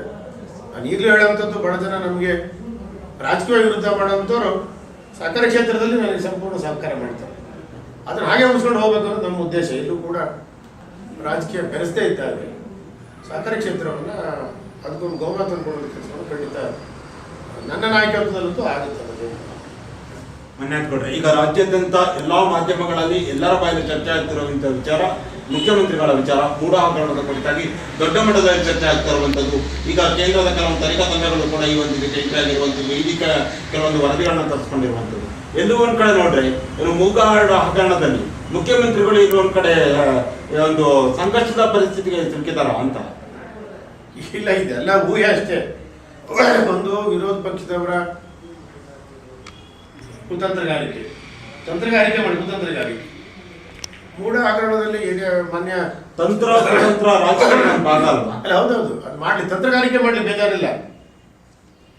ಅವರು ಸಂಬಂಧಪಡದೇ ಇರೋದು, ಇನ್ಫ್ಲೂಯೆನ್ಸ್ ಮಾಡದೇ ಇರೋದು, ಅಥವಾ ಇವರು ಮುಖ್ಯಮಂತ್ರಿಯಾಗಿ ಅವರಿಗೆ ಸಂಬಂಧಪಟ್ಟಿಲ್ಲ ಅಂದ್ರೆ 14 ಸೈಟ್ಗಳನ್ನ ರಿಟರ್ನ್ ಕೊಡೋ ಅಗತ್ಯ ಇತ್ತಾಗಾದ್ರೆ ಅದೇ ದೊಡ್ಡತನ ನಾನು ಹೇಳುವಂಥದ್ದು. ಇವರು ಸಂಬಂಧಪಡದೇ ಇರೋದು ಕೂಡ ಇವರ ಬಾಮೈದ ದೊಡ್ಡತನನ ಅಥವಾ ತಪ್ಪು ಮಾಡಿದ್ನ ಮುಚ್ಚಿ ಹಾಕೊಳ್ಳುವ ಒಂದು ಉದ್ದೇಶನ ಅದು. ನಿಮಗೆ ಮೊನ್ನೆ ನೀವು ಮೊನ್ನೆ ದಸರಾ ಉದ್ಘಾಟನೆಯ ಸಂದರ್ಭದಲ್ಲಿ ಯಾವ ಪಕ್ಷದವರು ವಿರುದ್ಧ ಮಾಡ್ತಾ ಇದ್ದಾರೆ? ವಿರೋಧ ಪಕ್ಷ ಎನ್ ಡಿ ಎ ಒಕ್ಕೂಟದ ಹಿರಿಯ ಸದಸ್ಯರಾಗಿ ಹಿರಿಯರಾಗಿ ಮಾನ್ಯ ಜಿ ಟಿ ದೇವೇಗೌಡರು ಆ ವೇದಿಕೆಯಲ್ಲಿ ಅವರೇ ಫಸ್ಟ್ ಮಾತಾಡಿದರು, ಮುಖ್ಯಮಂತ್ರಿಗಳು ರಾಜಕೀಯ ರಾಜೀನಾಮೆ ಕೊಡುವಂಥ ಅವಶ್ಯಕತೆ ಇಲ್ಲ. ಆಮೇಲೆ ಈ 50-50 ಸೈಟು ಯಾರು ಒತ್ತುವರಿ ಮಾಡಿದ ತಗೊಂಡು ಅಕ್ವೈರ್ ಮಾಡ್ಕೊಂಡಂಥ ಜಾಗಕ್ಕೆ 50-50 ಜಾಗ ಮಾಡಿಕೊಡುವಂಥದ್ದು ದುಡ್ಡಿಲ್ಲದೆ ಇರೋದ್ರಿಂದ ಅದು ಮೂಢ ತೆಗೆದುಕೊಂಡಂಥ ನಿಯಮ, ಮೂಢದ ತೀರ್ಮಾನ. ಮೂಢದಲ್ಲಿ ಇವೆಲ್ಲರೂ BJP, ಕಾಂಗ್ರೆಸ್ ಎಲ್ಲರೂ ಸದಸ್ಯರಿದ್ದಾರೆ. ಇದ್ದಾಗ ಮುಖ್ಯಮಂತ್ರಿಗಳು ಯಾಕೆ ರಾಜೀನಾಮೆ ಕೊಡಬೇಕು? ಇದು ಸುಳ್ಳಿದು. ಅದರಲ್ಲೂ ಅವ್ರ ಬಾಮೈದ ಅವರ ಸಿಸ್ಟ್ರಿ, ಅವ್ರ ಸಹೋದರಿಗೆ ಕೊಟ್ಟಂಥ ಬಡವಳಿ ಅದು ಕಾನೂನಿಗೆ ವಿರುದ್ಧ ಇದೆ ಅಂತ ಅನ್ಸ್ಕೊಂಡ್ರೆ ವಾಪಸ್ ತಗೊಳ್ಳಿ ಅಂತ ಕೊಟ್ಟಿದ್ದಾರೆ ಅವರು. ಸಿದ್ದರಾಮಯ್ಯವ್ರಿಗೆ ಇದೇನು ಹೊಸ್ತಲ್ಲ. ಹಿಂದೆ ಕೂಡ ಮೊದಲೇ ಬಾರಿ ಮುಖ್ಯಮಂತ್ರಿ ಆದಾಗ ಯಾರೋ ಅವ್ರ ಸ್ನೇಹಿತರು ವಾಚ್ ಕೊಟ್ಟಿದ್ದಕ್ಕೆ ಆ ವಾಚು ಇದು ಭಾಳ ಇದು ಅಂತ ಹೇಳಿದ್ರೆ ಅವರು ಅದನ್ನು ವಿಧಾನಸೌಧದಲ್ಲಿ ಇವತ್ತು ಇಟ್ಟಿದ್ದಾರೆ, ವಾಪಸ್ ಕೊಟ್ಟರು ಅವರು. ಈ ಥರದ ಹಗರಣ ಬಂದ ಮೇಲೆ ಆ ಕಾರಣಕ್ಕಾಗಿ ಇದು ರಾಜಕೀಯದ ಒಂದು ಭಾಗ ಬಿಟ್ಟುಬಿಟ್ರೆ ಮುಖ್ಯಮಂತ್ರಿಗಳು ಇದ್ರಲ್ಲಿ ರಾಜೀನಾಮೆ ಕೊಡುವಂಥದ್ದು ಏನಿದೆ? ಉದಾಹರಣೆಗೆ ಅವ್ರು ಏನಾದರೂ 14 ಸೈಟ್ ತಗೊಂಡು ಬೇರೆಯವ್ರಿಗೆ ಮಾರಿದ್ರೆ ಆ ದುಡ್ಡು ತಗೊಂಡು ಬೇರೆ ಏನಾದರೂ ಇನ್ವೆಸ್ಟ್ಮೆಂಟ್ ಮಾಡಲ್ಲ, ಯಾವುದೇ ರೀತಿಯ ಹಗರಣ ಆಗಿರ್ಲಿಲ್ಲ ಅಂತಂದ್ರೆ 14 ಸೈಟ್ ರಿಟರ್ನ್ ಕೊಡೋ ಅಗತ್ಯ ಏನಿತ್ತು ಹಾಗಾದ್ರೆ? ನೈತಿಕವಾಗಿ ಹೊಣೆ ಹೊತ್ತು ಮುಖ್ಯಮಂತ್ರಿ ಆದಂಥ ಹಿಂದೆ ನೀವು ನೋಡಿದ್ದೀರಿ. ಹಿಂದೆ ಈ ಥರದ ಬೇಕಾದಷ್ಟು ಸಂದರ್ಭಗಳು ಬಂದಾಗ ಈ ನೈತಿಕತೆಯ ಪ್ರಶ್ನೆಗಳು ಹೊರಗೆ ಬಂದಿದ್ದಾವೆ. ಈಗ ನಾನು ಹೇಳಿದೆ ಉದಾಹರಣೆಗೆ ಮೊನ್ನೆ ಸಿದ್ದರಾಮಯ್ಯನವರೇ ಆ ವಾಚು ಹಗರಣ ಬಂದಾಗ, ವಾಚ್ ಹಗರಣದ ನೀವು ಯಾರೋ ಸ್ನೇಹಿತ ದುಬೈಯಿಂದ ವಾಚ್ ಕೊಟ್ಟ ಅಂದ್ಬಿಟ್ಟು ಅದನ್ನು ವಾಪಸ್ ಕೊಟ್ಟರು. ಅವರು ವಾಪಸ್ಸು ವಿಧಾನಸೌಧದಲ್ಲಿ ಇಟ್ಟುಬಿಟ್ಟಿದೆ ವಸ್ತು ಸಂಗ್ರಹಾಲಯದಲ್ಲಿ. ಇದು ಆಗಿದೆ ಒಂದು ಹಗರಣ ಬಂದಾಗ ನೈತಿಕ ಇವತ್ತಿನವರೆಗೂ ಅವರು ರಾಜಕೀಯ ಹಗರಣ ಬಂದಾಗ ನೈತಿಕತೆಯ ಪ್ರಶ್ನೆ ಬಂದಾಗ ಹಾಗಾದ್ರೆ ಅವರು ಮುಖ್ಯಮಂತ್ರಿ ಸ್ಥಾನಕ್ಕೆ ರಾಜೀನಾಮೆ ಕೊಟ್ಟು ತನಿಖೆಗೆ ಸ್ಪಂದಿಸಬೇಕಲ್ಲ ಹಾಗಾದ್ರೆ? ಈಗ ಕೇಳೋರು ಯಾರೀಗ? ಅಶೋಕ್ ಅಂತವ್ರು, ಯಡಿಯೂರಪ್ಪನವ್ರು ಅಲ್ಲ, ವಿರೋಧ ಪಕ್ಷವಾಗಿ ಅವ್ರು ಕೇಳಲೇಬೇಕಲ್ವಾ? ವಿರೋಧ ಪಕ್ಷ ಕೆಲಸ ಆಡಳಿತ ಪಕ್ಷದವರು ತಪ್ಪು ಮಾಡಿದಾಗ ತಿದ್ದುವಂಥದ್ದು ಹೇಳೋದು ಕೆಲಸ. ಹೇಳೋದಕ್ಕಿಂತ ಮೊದಲು ಜಿ ಟಿ ದೇವೇಗೌಡರು ಹೇಳ್ಬಿಟ್ರು, ನೀವೇ ಗಾಜಿನ ಮನೆಯಲ್ಲಿ ಕುತ್ಕೊಂಡು ಇನ್ನೊಬ್ರಿಗೆ ಕಲ್ಲು ಹೊಡೆಯಕ್ಕೆ ಅಂತೀರಿ. ಉದಾಹರಣೆಗೆ ಅಶೋಕೆ ಬಿ ಡಿ ಎ ಸೈಟನ್ನು ಬಿ ಡಿ ಎ ಜಾಗವನ್ನೇ ಇವರು ಖರೀದಿ ಮಾಡ್ಕೊಂಡು ಬೇರೆ ಅನಾಮಧೇಯ ಹೆಸರು ಖರೀದಿ ಮಾಡ್ಕೊಂಡು ಅದನ್ನು ಇವರು ಒತ್ತುವರಿ ಮಾಡಿದಾಗ ವಾಪಸ್ ಕೊಟ್ಟರೆ ಆಮೇಲೆ ಗಲಾಟೆ ಆದಾಗ ಅಶೋಕ್ ವಿರೋಧ ಪಕ್ಷದ ನಾಯಕರಾಗಿ ಆ ನೈತಿಕತೆ ಪ್ರಶ್ನೆ ಬಂದಾಗ ರಾಜೀನಾಮೆ ಕೊಡಬೇಕಲ್ಲ ಅವರು. ಹಾಗೆ ನಮ್ಮ ಆಯನೂರು ಮಂಜುನಾಥ್ ಅವರು ಒಂದು ಆಪಾದನೆಯನ್ನು ಮಾಡಿದರು. ಯಡಿಯೂರಪ್ಪನವರ ಕುಟುಂಬದವರು ರಾಘವೇಂದ್ರ ವಿಜೇಂದ್ರ ಇವತ್ತು ವಿರೋಧ ಪಕ್ಷದ ಬಿಜೆಪಿಯ ರಾಜ್ಯಾಧ್ಯಕ್ಷ ಇದ್ದಾರೆ. ಯಡಿಯೂರಪ್ಪನವರು ಮಾಜಿ ಮುಖ್ಯಮಂತ್ರಿಗಳಿದ್ದಾರೆ. ರಾಘವೇಂದ್ರ ಲೋಕಸಭಾ ಸದಸ್ಯರಿದ್ದಾರೆ. KDB ಜಾಗವನ್ನು ರಾಘವೇಂದ್ರ ಅವರ ಭಾವನೆಂಟ ಹೆಂಡತಿ ತಮ್ಮ ಅವರೇ ಸಿಗಿದ್ದಂಥ 6 ಎಕರೆ ಜಾಗವನ್ನು ಅವರ ಆಸ್ಪತ್ರೆ ಏನು ಅರಣ್ಯ ಮಲ್ಟಿ ಸ್ಪೆಷಾಲಿಟಿ ಆಸ್ಪತ್ರೆ ಇದೆ, KDBಗೆ ಅದನ್ನು ಕೊಟ್ಟು KDBಯಿಂದ ಅವರ ಟ್ರಸ್ಟಿಗೆ ಅದನ್ನು ವರ್ಗಾವಣೆ ಏನು ಮಾಡಿದ್ರು ಆ ಪ್ರಶ್ನೆ ಎತ್ತಿದ್ರು. ಈಗ ಆಮೇಲೆ ಯಡಿಯೂರಪ್ಪನವ್ರು ಕೂಡ ಏನೋ ಒಂದು ಗಂಗೇನಹಳ್ಳಿ ಡಿನೋಟಿಫಿಕೇಶನ್ ಹಗರಣದಲ್ಲಿ ಕುಮಾರಸ್ವಾಮಿ ಜೊತೆಗೆ ಯಡಿಯೂರಪ್ಪನ ಹೆಸರು ತಳಕ ಹಾಕೊಂಡಿದ್ರು. ಇವೆಲ್ಲವೂ ಇರುವಾಗ ಇವ್ರು ಏನು ಕೇಳ್ತಾರೆ ಇದರಲ್ಲಿ ಖುಷಿಯಾದ ವಿಚಾರ ಅಂದ್ರೆ ಮೂಢ ಹಗರಣ ಹೊರಗೆ ಬರ್ತಿದ್ದ ಹಾಗೆ ಎಲ್ಲಾ ರಾಜಕಾರಣಿಗಳು ಎಲ್ಲಾ ಪಕ್ಷದವರದ ಹಗರಣಗಳು ಒಂದೊಂದಾಗಿ ಬೆಳಕೆ ಬರ್ತಾ ಇದೆಯಲ್ಲ ಅಂತ. ಅಲ್ಲ, ಇದು ಹಗರಣ ಅಂತ ಅನ್ನೋದೇ ಇಲ್ಲ. ನಾನು ಇದು ಸಿದ್ದರಾಮಯ್ಯನವರ ಬಾಮೈದ ಅವ್ರು ಖರೀದಿ ಮಾಡಿ ಕೊಟ್ಟಂತ ಜಾಗ, ಅವರ ಸೋದರಿಗೆ ಕೊಟ್ಟಂತ ಬಡವಳಿ ಅದನ್ನ ಮಾಡಿದ ಅದರಲ್ಲಿ ಸಿದ್ದರಾಮಯ್ಯನವರ ಪಾತ್ರ ಏನಿದೆ? ಇವ್ರು ಮಾಡೋದ್ರ ಕೇಸ್ ಮಾಡೋದಾಗಿದ್ರೆ ಪಾರ್ವತಿ ಅವ್ರ ಮೇಲೋ ಅಥವಾ ಅವರ ಭಾವನೆಂಟರ ಮೇಲೋ ಮಾಡ್ಬೋದಾಗಿತ್ತು. ಇವ್ರಿಗೆ ಸಂಬಂಧ ಇಲ್ಲದೆ ಇವ್ರು ಏನಾದರೂ ಅಲ್ಲಿ ಮೂಡಾದಲ್ಲಿ ಹೋಗಿ ಕುತ್ಕೊಂಡು ಇನ್ಫ್ಲೂಯೆನ್ಸ್ ಮಾಡಿ ಲೆಟರ್ ಬರೆದು ಆದೇಶ ಮಾಡಿದ್ರೆ ಅದೇ ಚೀಫ್ ಮಿನಿಸ್ಟರ್ ಆದೇಶ ಮಾಡಿದ್ದು ಇವ್ರ ಕಾಲದಲ್ಲಿ ಆಗಿದ್ರೆ ಅದನ್ನು ಒಪ್ಕೊಳ್ಳೋಣ. ರಾಜಕೀಯ ದುರುದ್ದೇಶಕ್ಕೆ ಸಿದ್ದರಾಮಯ್ಯನವರಿಗೆ ಕಾಂಗ್ರೆಸ್ಸಿಗೆ ಏನು ತಿರುಗಿಸ ಮಾಡಬೇಕು ಅಥವಾ ಕಾಂಗ್ರೆಸ್ಸಿಗೆ ಕೆಟ್ಟ ಹೆಸರು ತರಬೇಕು ಎನ್ನುವಂಥ ಒಂದು ಕಾರಣಕ್ಕಾಗಿ ಮಾಡಿದ್ಬಿಟ್ಬಿಟ್ರೆ ಇವತ್ತು ದಿನೇ ದಿನ ಅವರದಲ್ಲಿ ಇವತ್ತು ನೋಡಿದ್ದೀನಿ, ಬೆಳಗ್ಗೆ ಮಾಧ್ಯಮದಲ್ಲಿ ನೋಡ್ತಾ ಇದ್ದೇನೆ. ಅಶೋಕ್ ಅವ್ರನ್ನ ಡಿಫೆಂಡ್ ಮಾಡೋಕ್ಕೆ ಒಬ್ಬ ಬಿಜೆಪಿಯ ಮುಖಂಡಗಳು ಸಿದ್ಧ ಇಲ್ಲ, ಮಾತಾಡ್ತಾ ಇಲ್ಲ. ಇವತ್ತು ಅಶೋಕರಿಗೆ ಅದನ್ನು ಹೊರಗೆ ಬಂದ ಮೇಲೆ ತಯಾರಿಲ್ಲ ಅವರು. ಒಂದು ಕಡೆ ಅಶೋಕ್ ಅವ್ರನ್ನ ಡಿಫೆಂಡ್ ಮಾಡ್ತಾ ಇಲ್ಲ, ಇನ್ನೊಂದು ಕಡೆ ರಮೇಶ್ ಜಾರಕಿಹೊಳಿ, ಬಸವಗೌಡ ಪಾಟೀಲ್ ಯತ್ನಾಳ್ ಅವರು ನಿರಂತರವಾಗಿ ಯಡಿಯೂರಪ್ಪನವರ ಕುಟುಂಬದ ಮೇಲೆ, ವಿಜೇಂದ್ರನ ಮೇಲೆ ಅವರು ನಿರಂತರವಾಗಿ ವಾಗ್ದಾಳಿ ಮಾಡ್ತಾ ಇದ್ದಾರೆ ವಿರುದ್ಧವಾಗಿ. ಕಾಂಗ್ರೆಸ್ ಮಾಡಬೇಕಾಗಿದ್ದರೆ ಅವರೇ ಮಾಡ್ತಾ ಇದ್ದಾರೆ. ಇವೆಲ್ಲವನ್ನು ಇಟ್ಕೊಂಡಾಗ ಇವತ್ತು ವಿರೋಧ ಪಕ್ಷದ ಸ್ಥಿತಿ ಕರ್ನಾಟಕದಲ್ಲಿ ಏನಿದೆ? ಸಿದ್ದರಾಮಯ್ಯನವರು ಪ್ರಾಮಾಣಿಕವಾಗಿ ಇದ್ದಿದ್ರಿಂದಲೇ ಸುಮ್ಮನೆ ಅನಾವಶ್ಯಕವಾಗಿ ಗೊಂದಲಕ್ಕೆ ಪಕ್ಷದ ಅವರು ಸಿಗಬಾರ್ದು ಅನ್ನೋದ್ರಿಂದ ವಾಪಸ್ ಕೊಟ್ಬಿಡಿ ಅಂದ್ರೆ ಅವ್ರು ಕೊಡಲಿಲ್ಲ. ಇವ್ರು ಹೇಳಲಿಲ್ಲ, ಅವ್ರ ಹೆಂಡತಿನ ವಾಪಸ್ ಕೊಟ್ಟಿದ್ದಾರೆ. ನನ್ನ ಮುಖ್ಯಮಂತ್ರಿಗಳಿಗೆ ಅವರ ಮನೆಯವ್ರ ಗಂಡನಿಗೆ ತೊಂದರೆ ಆಗಬಾರ್ದು, ಕೆಟ್ಟ ಬರಬಾರ್ದು ಕಾರಣಕ್ಕಾಗಿ ಅವರ ಹೆಂಡತಿನ ಅದನ್ನು ವಾಪಸ್ ಮೂಡಾ ಸಂಖ್ಯೆ ವಾಪಸ್ ಕೊಟ್ಟು ರಿಜಿಸ್ಟ್ರೇಷನ್ ಕೂಡ ಮೂಡಾ ಹೆಸರಿಗೆ ಮಾಡಿಕೊಟ್ಟು ₹1 ತಗೊಳ್ಳದೆ. ಅದರಿಂದ ಇವೆಲ್ಲವೂ ನೈತಿಕ ಪ್ರಶ್ನೆ ಬಂದಾಗ ಇವೆಲ್ಲ ಆಗ್ತವೆ. ನೈತಿಕತೆ ಪ್ರಶ್ನೆ ಇದು ಕಾನೂನು ಬೇರೆ, ಕಾನೂನಲ್ಲಿ ಏನೂ ತಪ್ಪಿಲ್ಲ. ನೈತಿಕ ಪ್ರಶ್ನೆ ಬಂದಾಗ ಈ ಥರದ್ದೆಲ್ಲದೂ ಕೂಡ ಆಗ್ತದೆ. ಈಗ ಮಾಜಿ ಮುಖ್ಯಮಂತ್ರಿ ಕುಮಾರಸ್ವಾಮಿ ಅವರ ಮೇಲೆ ದೊಡ್ಡ ಹಗರಣ, 106 ಕೋಟಿ ಹಗರಣ ಬಂದಿದೆ. ಕುಮಾರಸ್ವಾಮಿ ಅವರು ಇದಕ್ಕೆ ಹೇಳ್ತಾರೆ, ನಾನು ಹೇಳಿದ್ದು ಒಂದು ಹಗರಣ ಹೊರಗೆ ಬರಕ್ ಹೋಗಿ ಉಳಿದಂತವೆಲ್ಲ ಹೊರಗೆ ಬರ್ತಾ ಇದೆಯಲ್ಲ, ಜನರಿಗೆ ಒಂದು ನೈಜತೆಯ ದರ್ಶನ ಆಗ್ತಾ ಇದೆಯಾ ಅಂತ. ಕರ್ನಾಟಕದ ದೊಡ್ಡ ದೊಡ್ಡ ರಾಜಕಾರಣಿಗಳ ನೈಜ ಸ್ವರೂಪ ಈಗ ದರ್ಶನವಾಗ್ತಾ ಇದೆಯಾ ಅಂತ. ಅಲ್ಲಿ ಈಗ ನಾನು ಎಲ್ಲಿ ನಿಂತು ಮಾತಾಡ್ತಾ ಇದ್ದೀನಿ, ಯಾರ ವಿರುದ್ಧ ಮಾತಾಡ್ತಿದ್ದೀನಿ ಅನ್ನುವಾಗ ನಾನು ನಿಂತ ಜಾಗ ನನ್ನ ಪರಿಸ್ಥಿತಿ ಅಂತ ನೋಡ್ಕೊಬೇಕಲ್ಲ ನಾವು. ಇದು ಸಿದ್ದರಾಮಯ್ಯನವರ ವೈಯಕ್ತಿಕವಾಗಿ ಸ್ವಂತವಾಗಿ ನಡೆದೇ ಅವರೇ ಮಾಡದೇ ಇರುವಂಥ ವಿಚಾರದಲ್ಲಿ ಅವ್ರು ಯಾವುದೇ ಇನ್ವಾಲ್ವ್ಮೆಂಟ್ ಇಲ್ಲ, ಯಾವುದೇ ಇನ್ವಾಲ್ವ್ಮೆಂಟ್ ಅದರಲ್ಲಿ ಅವರು ಒಳಗಾಗಿಲ್ಲ. ಅದು ಓಪನ್ ಸೀಕ್ರೆಟ್ ಇರೋವಂಥದ್ದು. ಅಂಥದ್ರಲ್ಲಿ ಈಗೇನು ಹೇಳಿದ್ದಾರೆ, ರಾಜ್ಯಪಾಲರಿಗೆ ಒಬ್ಬರು ಕಂಪ್ಲೇಂಟ್ ಮಾಡ್ತಾರೆ, ಸ್ನೇಹಮಯ ಕೃಷ್ಣ ಅವರು ಕಂಪ್ಲೇಂಟ್ ಮಾಡಿದಾಗ ತನಿಖೆ ಮಾಡಿ ಅಂತಾರೆ. ಅವ್ರೇನು ಕೇಸ್ FIR ಹಾಕಿ ಕೇಳಿಲ್ಲ, FIR ಆಗಿದ್ದಾರೆ, ಅದು ಆಮೇಲೆ ಆಗಿರೋದು. ಬಟ್ ಎಲ್ಲೂ ಕೂಡ ಗವರ್ನರ್ ಮುಖ್ಯಮಂತ್ರಿಗಳ ಮೇಲೆ FIR ಮಾಡಿ ಅಂತ ಹೇಳಿ ತನಿಖೆ ಮಾಡಿ ಕೊಡಿ. ಕೋರ್ಟ್ ಏನು ಹೇಳಿದೆ, ಲೋಕಾಯುಕ್ತ ತನಿಖೆ ಮಾಡಿ ನಮಗೆ ಕೊಡಿ ಅಂತ ಲೋಕಾಯುಕ್ತ ಇದು ನಮ್ಮ ಜನಪ್ರತಿನಿಧಿ ನ್ಯಾಯಾಲಯ ಆದೇಶ ಮಾಡಿದ್ದಾರೆ. FIR ಅಂದ್ರೆ ಏನು? ಮತ್ತೆ ತನಿಖೆ ಮಾಡೋಕ್ಕೆ ಒಂದು ಅವಕಾಶ ಬೇಕಲ್ಲ. ವಿತೌಟ್ FIR ತನಿಖೆ ಮಾಡೋಂಗೇ ಇಲ್ಲ. ಲೋಕಾಯುಕ್ತ ಯಾವುದೇ ತನಿಖೆ ಮಾಡುವಾಗಲೂ ಕೂಡ ನೀವು FIR ಹಾಕೊಂಡೇ ತನಿಖೆ ಮಾಡಬೇಕು, ಹಂಗೆ ಮಾಡೋಕ್ಕೆ ಅವಕಾಶ ಇಲ್ಲ. ಈಗ ED ಅವರು ECI ಹಾಕೊಂಡಿದ್ದಾರೆ, ಅವರು ಹಾಕೊಬೇಕಲ್ಲ. ನಾಳೆ ಅದನ್ನು ಬಿ ಶೀಟ್ ಹಾಕ್ಬೋದು. ಏನಿಲ್ಲ ಅಂತ ಏನು ಮಾಡ್ತೀರಿ ನೀವು? ನಮ್ಗೆ ಇಡೀ ಈ ಒಂದು ಮೂಢ ಹಗರಣದಲ್ಲಿ ₹1 ವ್ಯವಹಾರ ಆಗಿಲ್ಲ. ಈ ಮೂಢ ಹಗರಣದಲ್ಲಿ ಸಿದ್ದರಾಮಯ್ಯನವರಾಗಲಿ ಅವ್ರ ಶ್ರೀಮತಿಯವರಾಗಲಿ ಯಾರೂ ಕೂಡ ₹1 ವ್ಯವಹಾರ ಮಾಡಿಲ್ಲ. ₹1 ಮೂಢದಿಂದ ದುಡ್ಡು ತಗೊಂಡಿಲ್ಲ, ಪಡೆದಂಥ ಸೈಟ್ಗಳನ್ನ ಮಾರೂ ಇಲ್ಲ, ದುಡ್ಡು ತಗೊಂಡಿಲ್ಲ. ED ಎಂಟರ್ ಆಗೋದಕ್ಕೆ ದುಡ್ಡು ತಗೊಂಡು ಟ್ರಾನ್ಸಾಕ್ಷನ್ ಆಗಿರ್ಬೇಕಲ್ಲ, ದುಡ್ಡು ವರ್ಗಾವಣೆ ಆಗಿರ್ಬೇಕಲ್ಲ, ತಗೊಂಡಿರ್ಬೇಕಲ್ಲ, ಕೊಟ್ಟಿರ್ಬೇಕಲ್ಲ. ಯಾವುದು ನಡೆದೇ ಇಲ್ವಲ್ಲ ಇಲ್ಲಿ